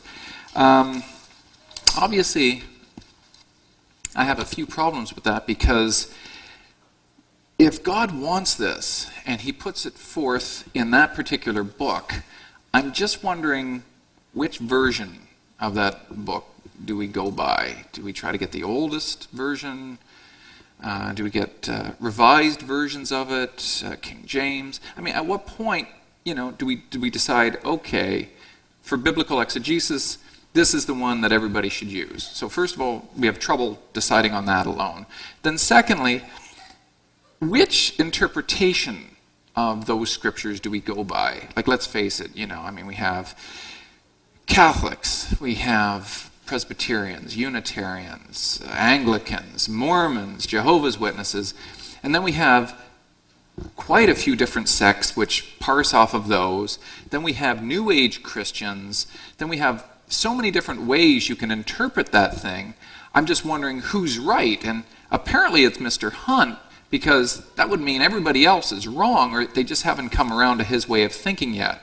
So that's going to present a huge obstacle for even Christians, I think, to come on board about a particular interpretation of scriptures, even a singular passage. Like, I don't know if there are Jehovah's Witnesses here, but they don't believe in using blood product. Well, if you look at why, and you look at the passages in the Bible, you would literally say, what? You got that from that? Really? Wow, I don't. I just don't see it. So if we can disagree about things that affect the way in which they live and would have affect their own children by allowing them to die without receiving any blood, and all it would take would, say, be 4 units of blood, that's pretty powerful. Now we are going beyond just being warm and fuzzy and tolerant and allowing this and allowing that. And what Mr. Hunt did to my argument was, again, another example of what's called a straw man. He took what I said, he misinterpreted it, and then he attacked the misinterpretation of it. I said I was tolerant of various religions, provided that you don't harm anybody. What's rule 1 in my world? Don't be an okay? That's rule 1. What does that mean? You can't harm others. What does that make George W. Bush? A really big one. Okay? Because he's harming others. So, when I say I'm tolerant of other world religions, that's provided you abide by that one major rule that we have as a species. Through your beliefs, you cannot harm others. So in that respect, yes, I am tolerant, but not so tolerant I embrace nothing, or I wouldn't be here today and I wouldn't be living my life a particular way and sharing those beliefs to my children, the 2 people I care most about in my life. And I'm sure you all feel the same way about your children as well. So let's get let's get these facts straight and let's be fair about what we're discussing here. As for his comments about Darwinian or evolutionary theory, that Darwin really didn't talk about the origin of species at all, because there had to be stuff here to begin with. He didn't talk about origins and whatnot. You're exactly right. And Darwin himself said, nor will I ever talk about biochemical evolution. That's something for biochemists and biochemical engineers to worry about. He dealt with speciation from observed species throughout time. That's what he was on about, and that he did an unsurpassed, amazing job, and given, I think, one of the greatest gifts to all of humanity by demonstrating our origins coming from Africa. Now, if you're wondering about things like, well, where did the stuff come from? This primordial soup, and how did life begin in such small matters?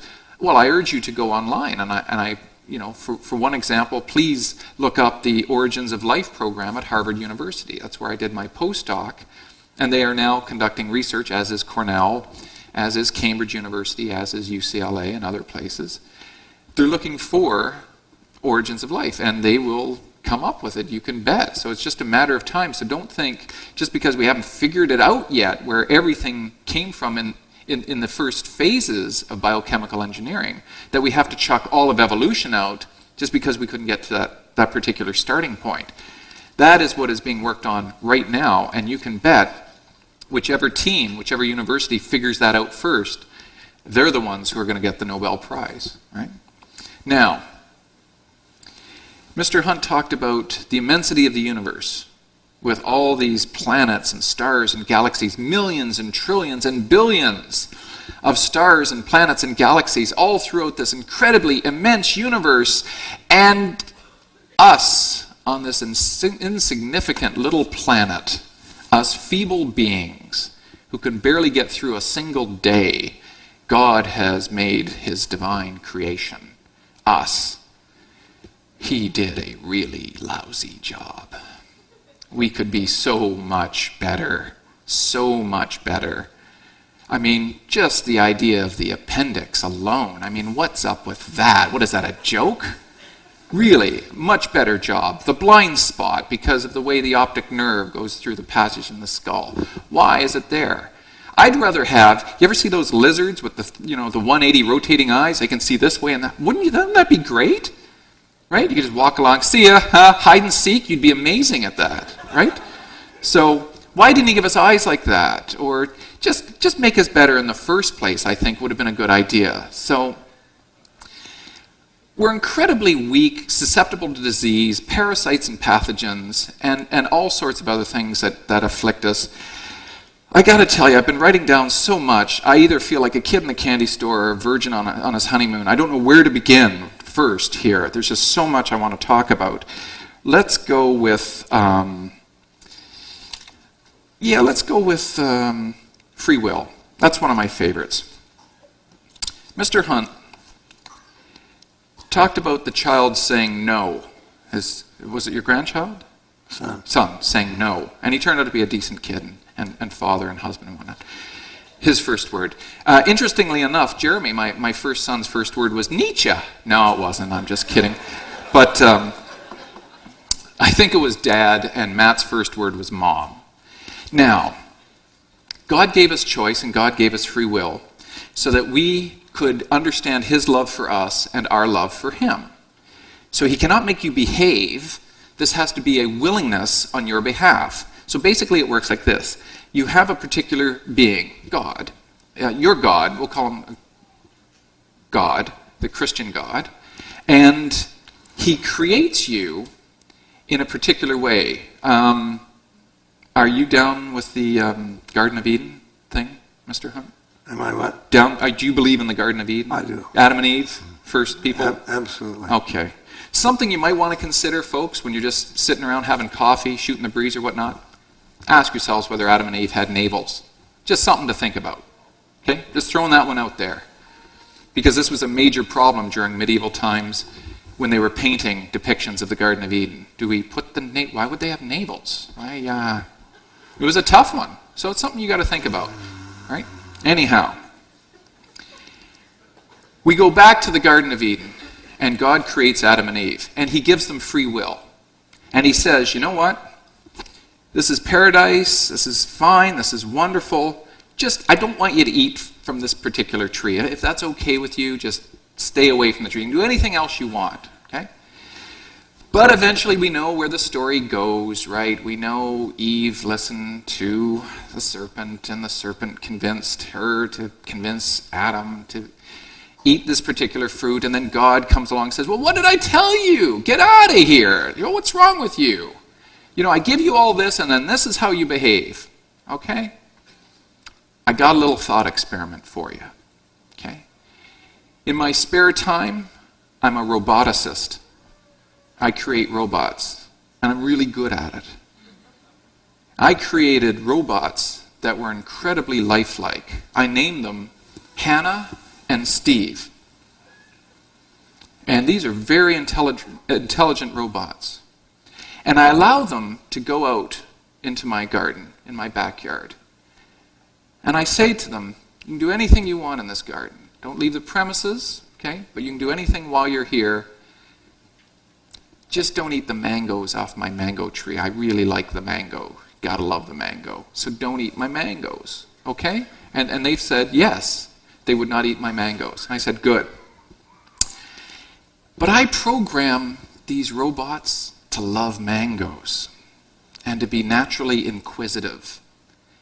And I not only did that, but I know the exact time and date at which they are going to defy my instructions. Now, when they do, and I know they're going to eat these mangoes, should I be angry at them? Should I kick them out of my garden? Should I damn them for all time until I can produce a part of me to go back down onto earth to allow some kind of forgiveness to happen? No, I shouldn't be surprised. I shouldn't be shocked. Nor should I punish them. Because if you believe in the Garden of Eden, if you believe in the existence of Adam and Eve, you're believing in a fairy tale which never really happened. And if you do believe it happened, explain this. If God knew, long before he ever created them, what was going to happen to them, why did he do it? Right? Why did he do it? Dave, what's your favorite color? I don't have one. What's your favorite number? I don't have one. What's your favorite verse in the Bible? Oh, lots of them. Just give me one. Okay. For God so loved the world, he gave his only begotten Son, that whosoever believeth in him should not perish, but have John everlasting 3:16? life. Okay, so what would have happened several billion years ago is if God is omniscient, meaning he knows all, which is how Christians tend to define God, then he would have known at this exact time that Mr. Hunt was going to quote that passage. Now, if God knew that a billion years ago, just how free was Mr. Hunt to have chosen another passage? The answer is pretty obvious. It looks like he has freedom from where he's sitting. But where God's sitting, nah. He's up there saying, hey, St. Mike, watch this, watch. Ah, John 3:16, pay up. Right? Because he knows everything. And if you define a God as knowing everything, free will goes out that window. So, you've got some work to do as Christians. You better think about how it is you're going to have an all-knowing God who somehow allows you to have free will. Look at it another way. I don't want to ruin the movie, so I'm going to pick an old one. So I'm going to pick Jaws. Dun dun dun dun dun dun dun dun dun dun dun. Okay, we all remember the shark. If you have seen the movie Jaws, not the bad sequels that follow, let's forget they ever existed, okay? But the original Steven Spielberg movie Jaws, okay? If you have seen it, you know what happens at the end. Can anybody tell me what happens to the shark at the end? It explodes because the chief of police, Brody, unfortunately Roy Scheider just died, great actor, wonderful, wonderful guy. He throws an aqualung, a pressurized tank, into the mouth of the shark and then shoots it with a gun, which blows it up and blows the shark up. Now, if you were to rent the movie Jaws, and you're to take it home, and you're to watch it. And at the end, it spits this thing out and eats the chief of police. Whoa! Where'd that come from? You would be quite surprised. If you've seen the movie before, you know how it ends. The shark dies. I hope I'm not giving anything away here.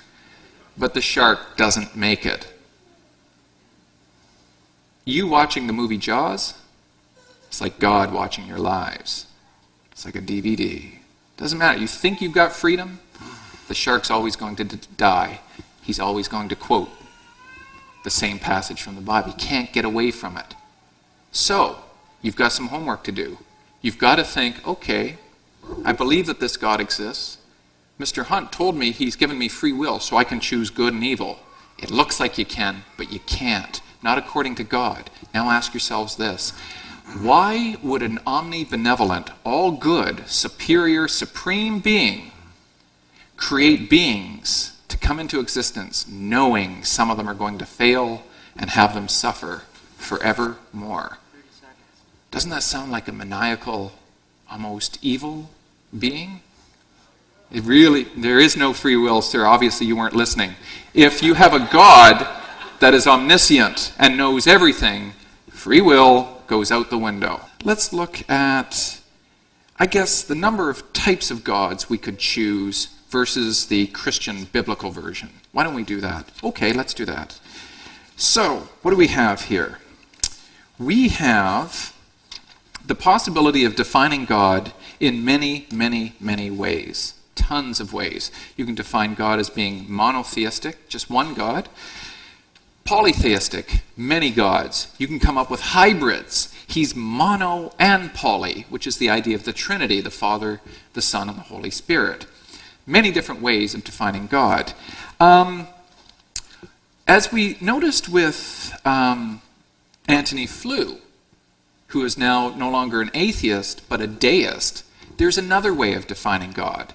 That it's an uninterested, disinterested type of God who caused everything to come into existence, and now we're basically on our own. There's no afterlife. For whatever reason, it decided to bring everything into existence, and so there you have it.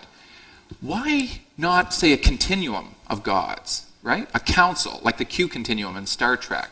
Lots of different gods making decisions about what goes on, right? Why aren't one of you God? Mr. Hunt could be God. He's just deluded himself to not recognize that in fact he is God, made himself mortal to come back down here to argue for his own existence. And when he has proven it, he will be revealed as the God, or some of you, okay?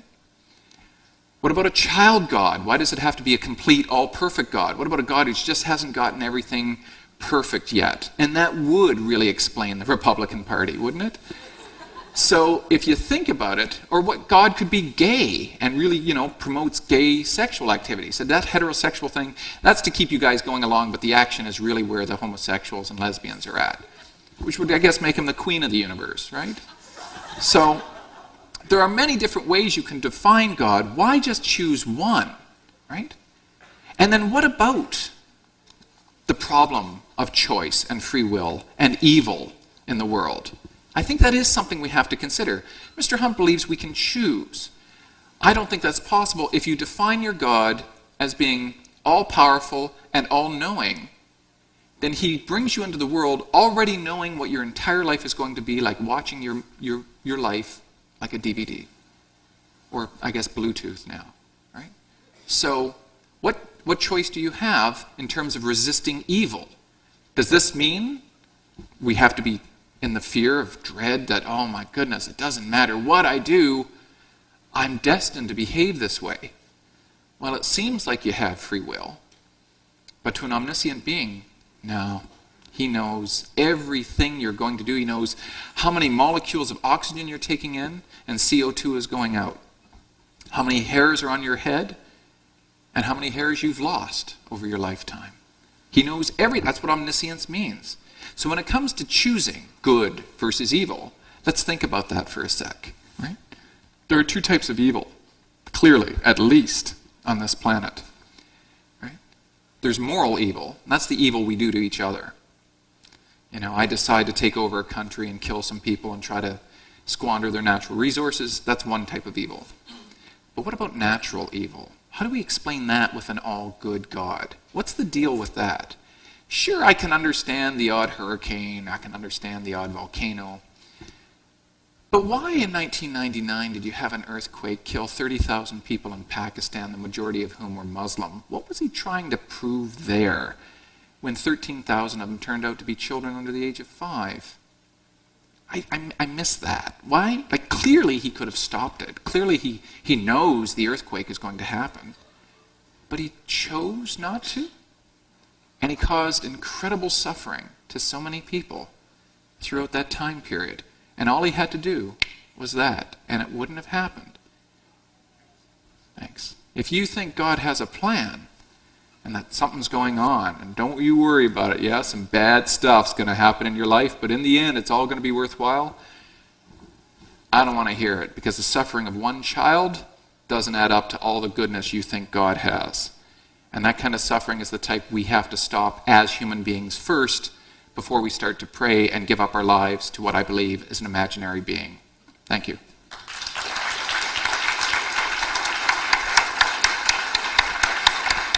Okay, Dave. All right. Just before questions, closing remarks. Okay.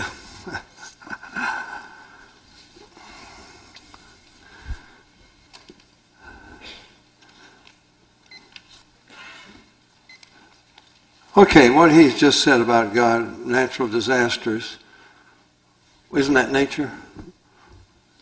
You know, I thought nature was running the show.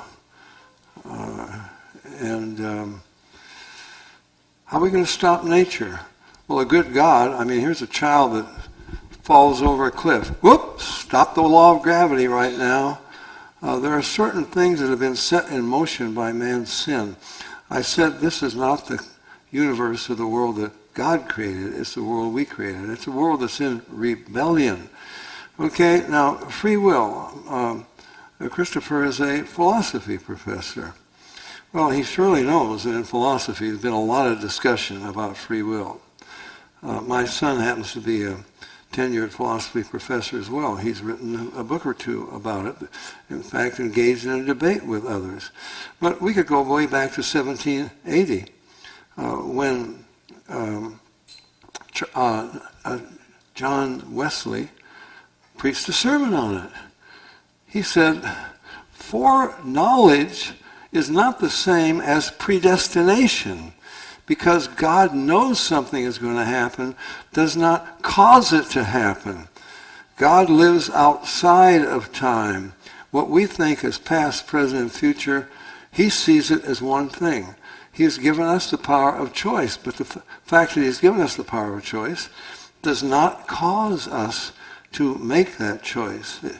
Now, he's given us really a parody of the Bible, of the Garden of Eden. He's turned it into a fairy tale, and he's given us some fairy tales.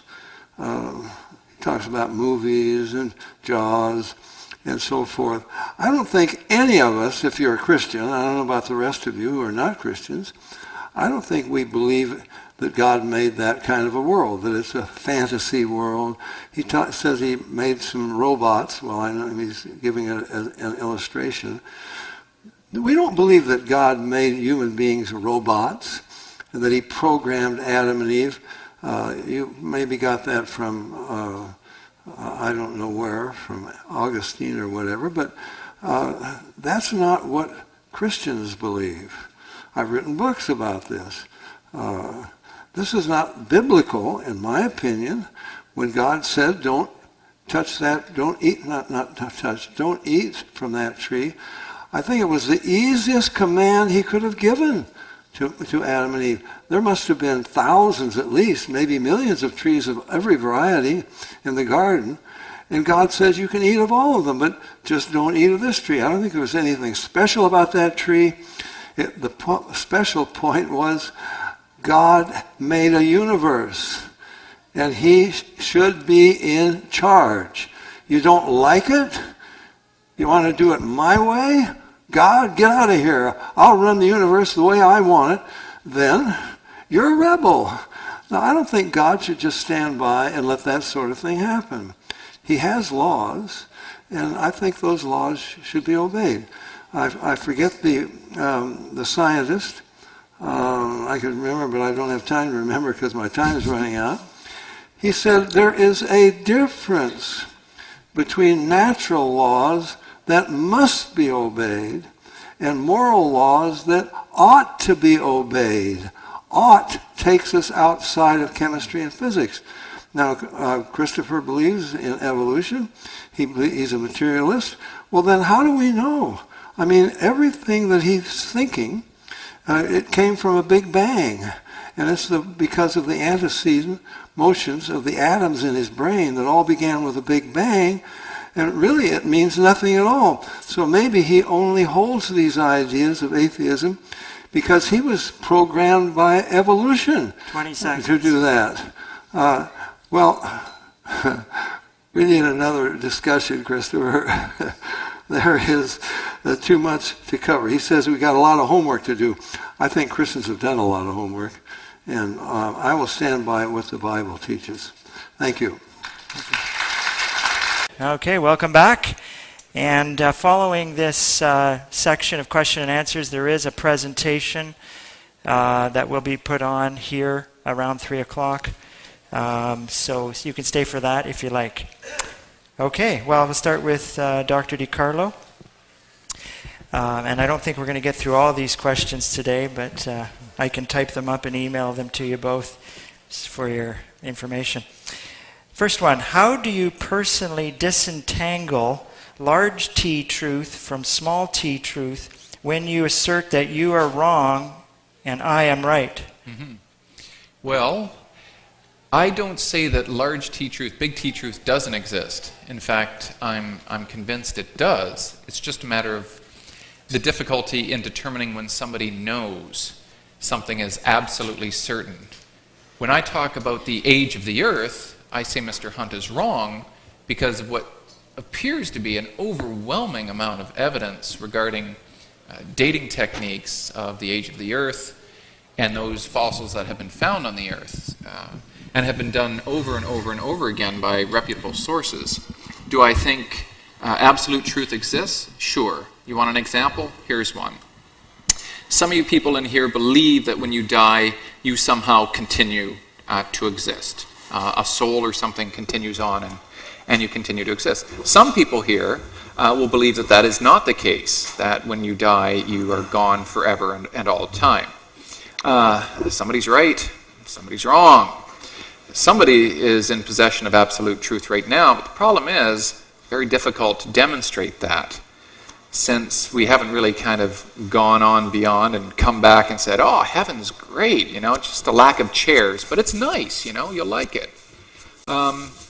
We have no real evidence to convince, personally me, that I'm going to be going to some great beyond, but nonetheless, one of us is right, one of us is wrong, so absolute truth does exist. Small t truth is much easier to make determinations about, because you get a community of people who decide on what criteria needs to be satisfied in order to attain information in a responsible way. And that's what science prides itself on. So what would be an example of a large T truth? Just that one of us is going to be, some of us are going to be right that there is either an afterlife or there isn't an afterlife. The problem with that is we don't have criteria to be able to determine who's right. Okay, so it's unknowable. No, there may be some way unknown to us to be able to tap into that type of truth. Okay, so it's unknown if it's unknown. It's just unknowable right currently. As the moderator, I don't think you're supposed to enter into this. Here's your question, Dave. Here's your question. Have you ever read another book other than the Bible that proves the world is 6,000 years old? And if so, what is it? Well, there are many out there, if you want to look it up, but I would just recommend one. It's called In 6 Days. 50 scientists from many different disciplines, astrophysicists, chemists, biochemists, geneticists, and so forth.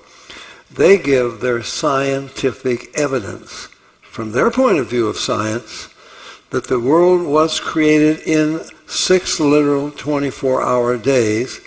And I think they do a very convincing job from a scientific standpoint, about within 10,000 years ago or whatever. So, but there are many books that have dealt with this, and they're not written by dummies. You get the impression that anybody that believes that, that fairy tale of the Garden of Eden, they must be really stupid. Well, some of the most intelligent people believe that. Okay. Have believed it and still do. Thank you. Next question. What drives the agathist, Atheist, yeah. agtheist, It'll become popular soon enough. yes, Yeah. to continue to exist? What's your hope? My hope is that we can create a better world, really, and that we come up with a better system of morality, of politics, of compassion and care, some similar virtues that I'm sure Mr. Hunt and most of the people in this room would agree to. So I just don't need a God patting me on the back or believing that he's looking down saying, way to go, Chris, you did a good job with your boys, I got a nice comfy chair right beside me. I don't need that. I don't have time for that. I think it's more important to get on with the business of the day now. All right. Dave, Mr. Hunt, you have given good evidence that there should be a God. However, how do you bridge the gap between should be and is? You have given scientific arguments for a creator. Where is your biblical evidence? Is the Bible a book of science? The Bible doesn't pretend to be a book of science. It's not a book about theories. It says, in the beginning, God created. It tells you facts, backed up, as I didn't have time to give them, hundreds of prophecies that came true. Thousands of years that prophesied specific, not vague prophecies, and I gave you just a very few examples. And when God says, I will tell you what's going to happen before it happens, and when it does, you will have to acknowledge, I'm God. Now, it's not because God caused it to happen. That's the whole thing about free will and foreknowledge and predestination. And there have been many books written about that. But the Bible gives you the evidence. And there it is. Okay, here's the difference between me and Christopher. I believe that the evidence, and God gives it to you, prophecy fulfilled is one of them. I believe that it points to a creator. I believe the scientific evidence points to a creator. Law of biogenesis points to a creator. Life only comes from life. All of the origin problems point to a creator. You can't come up with the origin without going to a creator. So, but does that mean that I understand everything about the universe and I understand how God created it or whatever? No, I don't, because I've got a peanut brain and some of the things are beyond my capacity to understand, and God himself can't even explain it to me at this point because I don't have the capacity. Okay? Well, I take, not a leap of faith. Christopher talked about a leap of faith. I do not believe in leaps of faith. I follow the evidence as far as I can understand it. It all points to God. So I take the next step believing something that I cannot fully comprehend with my mind, and I accept it because it points to God, creation and so forth. I accept it because all the evidence points in that direction. Now, Christopher has the same evidence that I have. He follows that evidence. Whoops! It points to God, like George Wald. Well, we're not going to let a divine foot in this door. We believe in, here we are, spontaneous generation. No, you already said it couldn't happen, okay? So Christopher follows the evidence as far as it goes, just like I do. It points to God. He takes a leap of faith in the other direction. Okay. That's an atheist. All right, thank you. Okay, Mr. DiCarlo, do you know for certain if anything exists outside of your own mind? Do I know for certain if anything exists outside of my mind? Other than the specious presence of my own mind and my own thoughts, no. Okay. Thank you. Mr. Hunt, is it God's intended creation to have, to date, 99% of all species that have ever gone extinct? In other words... That's the end of the question? Yeah, so is it God's intention to have 99% of the species go extinct? Well, the evolutionists would tell you that that happened by natural selection. I don't believe that God is to blame for natural selection. But, you know, when you talk about all the disasters and a horrible world, there are certain laws that govern this world.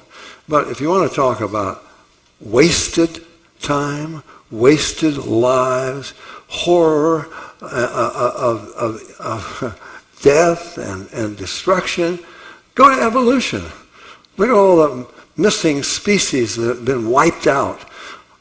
Just had my eye didn't quite work, so I got wiped out. Natural selection wiped me out because it wouldn't help for my survival. I mean, billions, trillions. There ought to be trillions of these half-developed fossils out there, and they can't find one. But if you want to talk about really destruction, talk about evolution. Okay. Here's a question for Christopher. What is a dream? Why do we have them? What's their purpose? You're kidding. He's a philosopher. What is a dream? Pictures in your head when you're sleeping. Sometimes you can have a waking dream if you don't get enough sleep. So for all you truckers out there who are doing speed, knock it off and get some sleep. What is a dream? Why do we have them? Yeah. What's their purpose? What's the purpose of a dream? I'm not a neuroscientist. I don't know. Pinker maintains that they could be kind of excess baggage, the way your mind kind of coordinates your thoughts of the day. But I mean, you know, I've had some pretty bizarre dreams, and I have no idea what they mean. I don't know. How much time do we have? You could really, you know, Freud wrote volumes on this stuff, and in the end, they may mean absolutely nothing. They may have no significance whatsoever, or they could be different parts of reality and parallel universes that you're experiencing school without your pants on. I don't know. I mean, I couldn't possibly answer that. Mr. Hunt, why is it wrong to think that matter and energy has existed forever? After all, if time was created at the same moment that the Big Bang was, then why would there be no time where matter and energy did not exist? So why is it wrong to think that matter and energy has existed forever? Well, second law of thermodynamics, matter wears out. Everything wears out. The whole universe goes from order to disorder. Ultimately, it's all going to be disorder. I mean, read what the scientists say. I can quote you, let me just quote you one here. Cosmologist Edward Harris wrote, "Tens of billions of years pass in the growing darkness of a universe condemned to become a galactic graveyard." I could quote you other ones. We're getting towards absolute, I mean, all the stars have burned out. This is the heaven for the atheist, I guess. I don't know why they're working so hard. I don't know why Richard Dawkins is so concerned about getting us all converted to atheism, because what does it offer? Well, it's meaningless. Your thoughts are the result of a Big Bang. I mean, Christopher wants a better world, but that's like, I go to the racetrack and I bet on the same old nag every day that has never finished a race yet, can hardly stagger out of the starting gate. You'd begin to think that my common sense had failed me, that my loyalty to that horse was far greater than my common sense. I think Christopher and the humanists, or few that we have out here, betting on a dead horse. It never has won a race yet. You are betting on humans, and they have failed. Where do the wars come from? Because we did it. And now we are somehow going to work it out, and we're going to make a paradise out of this. universe or world, I don't think it's in the cards. I think you've got an awful lot of faith to make a bet like that. Okay, thank you. Christopher, would you have chosen to be born if given the choice? Please explain your decision. Yes, yeah, given the choice, I'd rather be than not be, even if that means I'm apparently an old nag. Yeah, I'd still like to be around. I am grateful for being alive. I just have no direction for gratitude. I can't say, thank you, Jesus, thank you, Allah, thank you, great soaring eagle. I can't, you know what I mean? I can't put my gratitude anywhere because I just don't have overwhelming or even partially convincing evidence. But yeah, I'd rather be than not be. And that includes after I die. But if that's not going to happen, then I'm going to try the best I can to upload my brain to a mainframe so I can attain immortality before I leave this world. Just remember what Woody Allen said. I don't want to achieve immortality through my work. I want to achieve immortality by not dying. And I'm the same. Okay. Yeah. Mr. Hunt, why is it... Oh, sorry, here it is. If God could take the time thousands of years ago to punish wrongdoers, why could he not take time out of his busy schedule to help out 6 million people in 1939 to 45, or AIDS-ridden Africa, etc.? Well, we do have the power of choice. It's not our karma, as the Hindu debated last night, or argued last night. Things happen because we make choices. One thing about time is you can't get it back. I mean, this today will be gone, and you can't do it over again. And we still make choices. I mean, I can quote you any number of atheists. Why? What is their problem? They hate God. And I'm not saying Christopher does, but Richard Dawkins surely does. Christopher Hitchens surely does. Awful lot of them out there, they hate God, and if they end up in hell, they've got no one to blame but themselves. They didn't want to be in heaven. They didn't want to submit to God. They didn't want to believe in God. They have the power of choice. All the evidence is there.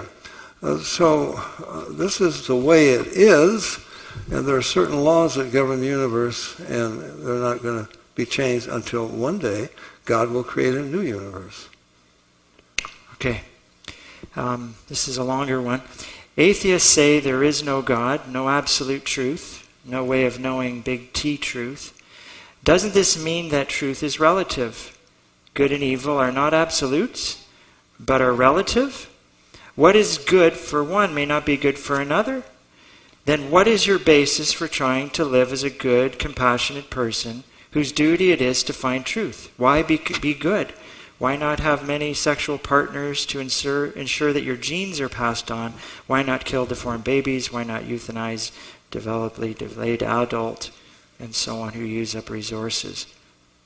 My ultimate question, if there is no God, what is your morality based on? My morality is based on reciprocal altruism. A Christian would call that the golden rule.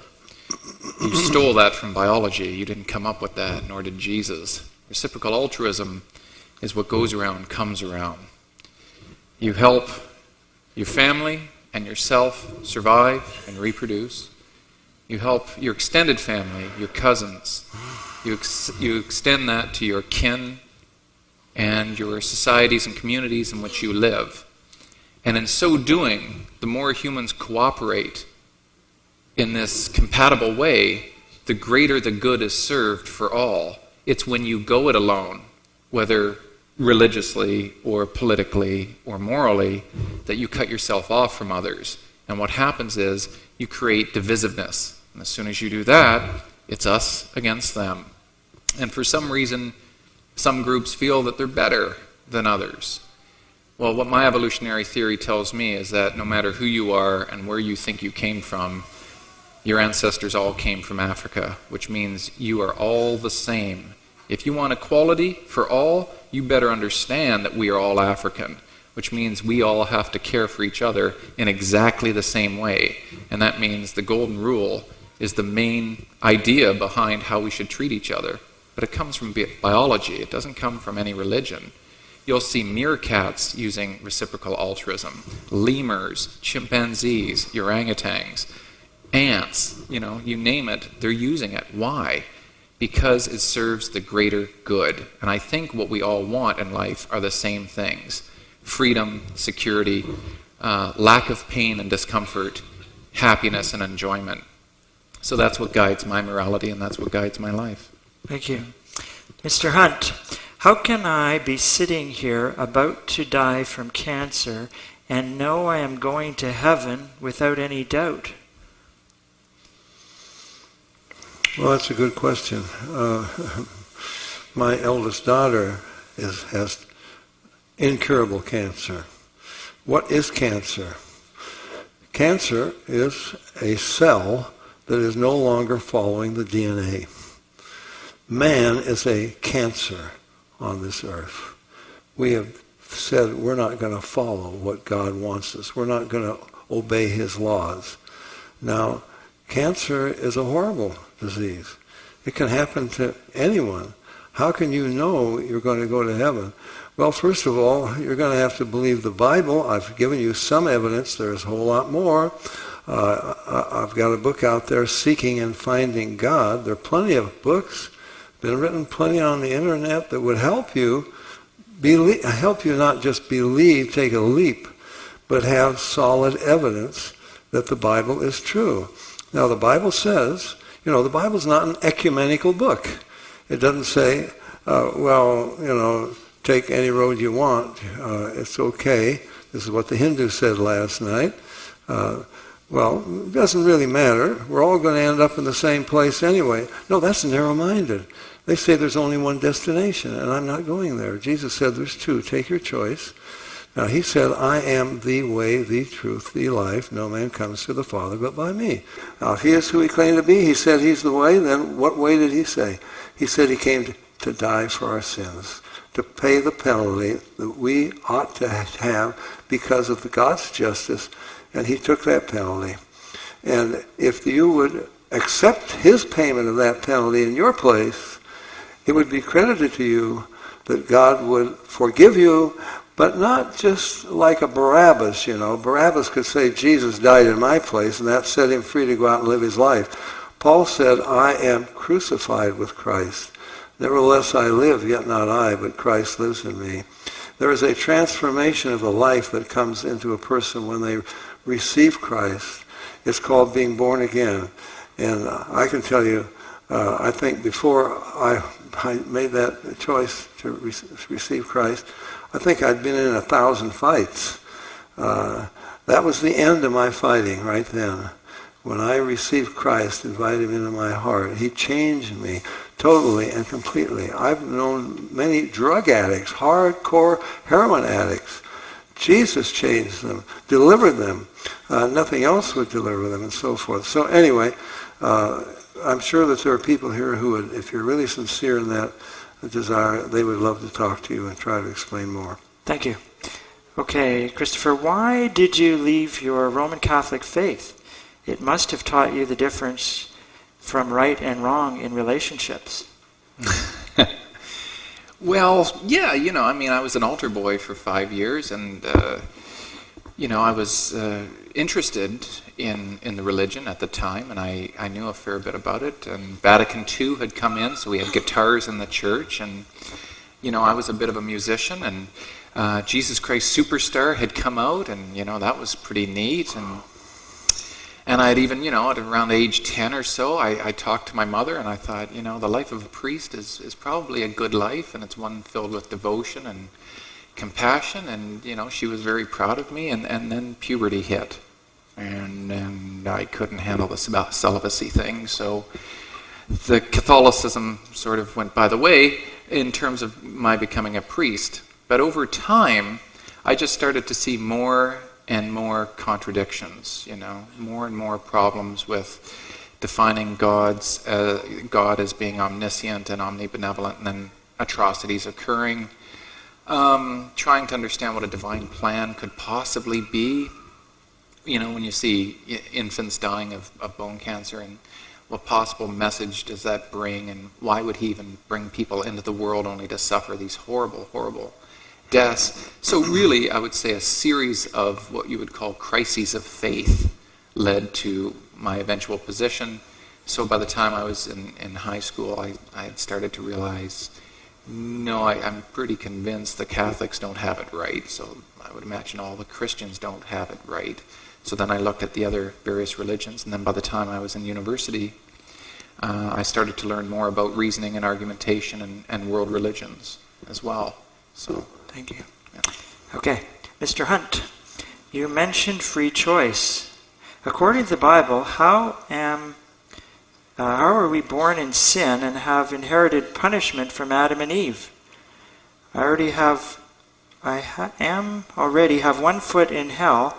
How is this free choice? Jesus died for my sins, yet it only works if I believe it. How is this free choice?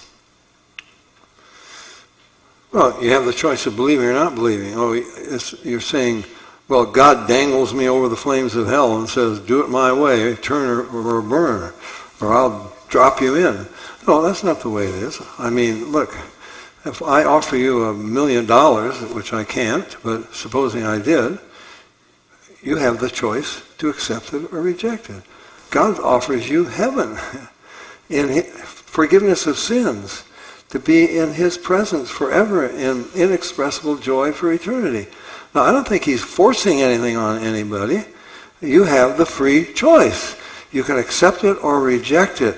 Now, you were born in sin, shapen in iniquity, yes, because we didn't inherit perfection from Adam and Eve. We inherited a tendency to take our own way. That's what we inherited. That's what original sin is. Adam and Eve chose that. And all of their descendants suffer the consequences because we inherit this sin that they made the choice. And ultimately, you begin to inherit diseases and many other problems that arise out of this free choice. God he has a solution to that, repentance and faith in Christ and a home in heaven, but you don't have to take it. Okay. Christopher, please clarify your reference to the difference between secular and Christian values. It depends on what type of values we're talking about. They can be identical. So if I care for my fellow man in a compassionate way and I want to stop suffering where I see it and where and when it's possible, and you as Christians do the same thing, then our motivations are a little bit different. I do it for non-religious or for secular reasons, and you would do it for religious reasons because your God has said, this is the way I'd like you to behave. So the end game, there doesn't seem to be much of a difference, really, in terms of the effect. That's why I'm tolerant of world religions, provided that through your beliefs, as long as you're making the world a better place, you're not harming people, you're not psychologically damaging them in any ways. I don't have as big a problem with religious belief as Dawkins does, because there is, I know, of having been raised Roman Catholic, that there is genuine goodness that comes from the hearts of people who are religious. So I'm not denying that. I'm saying I can be just as good without any God or without any divine purpose whatsoever. And I think the important thing to realize is the end game is the most important thing. If you're doing good and you're a genuinely good person, you know, like I said, I don't care what you believe in, you just can't harm others through your belief. Right. We'll take maybe 2 questions each and then we'll conclude. Mr. Hunt, was Jesus half man and half God, or all man and all God? As the Son of God, did Mary contribute 23 chromosomes and God the other 23? Or did God miraculously create the other 23 chromosomes? Is God a man? If God created the other 23 chromosomes, how does that make Jesus any different than the rest of God's creation? Who died on the cross? God, the man, or God, the God, or both? Well, the Bible says God is not a man that he should boast. Jesus is not a hybrid. He's not half man and half God. He is God. When you're God, if you're God, you can never cease to be God.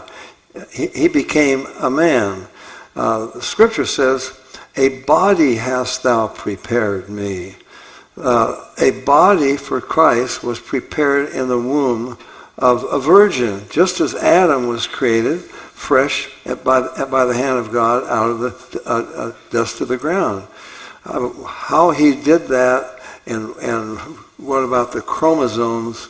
The chromosomes has nothing to do with God. We have to distinguish between the body that we live in, even, is not our soul and our spirit, and the body that Jesus lived in, a perfect, sinless man. That's not God. That's not God. That's not the soul and the spirit of Jesus. So it's it's not an unanswerable question, but it's very difficult for us to understand. How can God be a man and still God? How can Jesus say on the cross, Father, forgive them? How can he talk to his Father? Is he talking to himself? No. The Trinity is, I explained it last night, the essentiality of it. It's absolutely necessary. It's the only, give me another minute here. We have three possibilities. We have one single being. God is a single being, Allah, or Jehovah of the Jews. He has a problem. He has unity, but he has no diversity. Before he created other creatures, no one to love, no one to fellowship with, no one to commune with. He's incomplete. On the other end, you have polytheism. You got a bunch of gods, but they fight one another. You've got diversity and no unity. The Bible very clearly teaches the Father, Son, and Holy Spirit. God existed eternally in three persons, not three gods. The Father loves the Son, and so forth, complete in themselves with both unity and diversity. Thank you.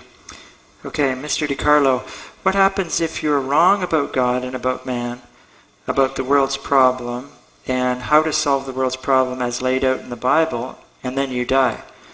Oh, so this assumes that a Christian God does exist?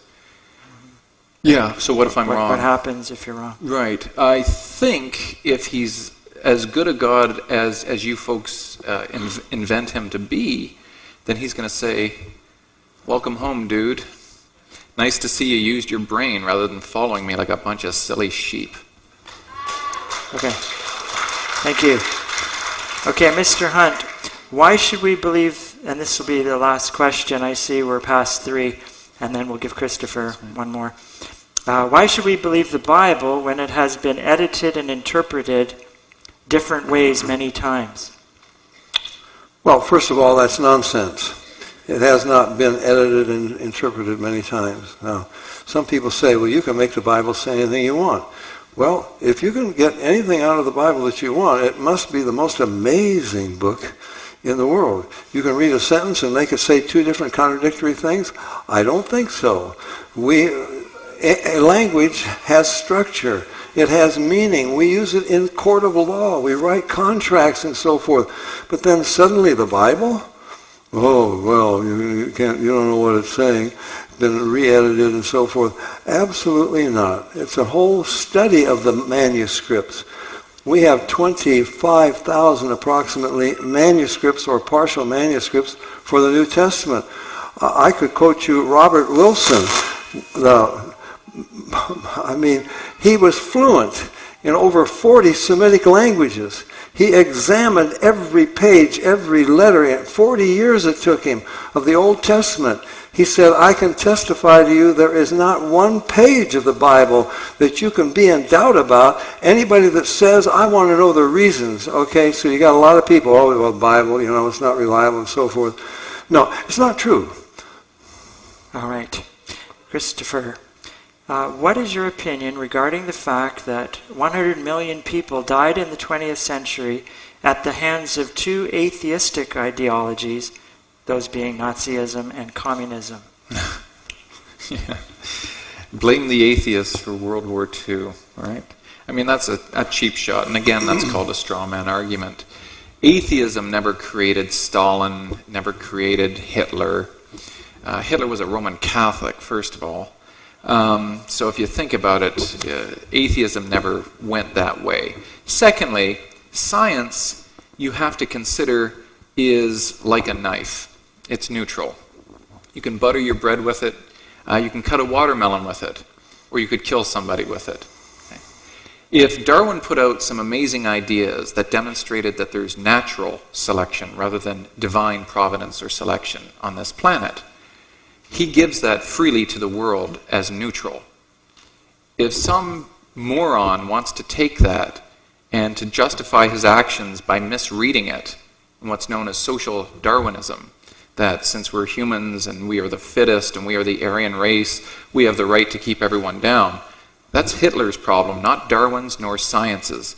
That is a political stand that has nothing to do with the neutrality of science. And we need to be aware of that. Atheism had nothing to do with it. All right.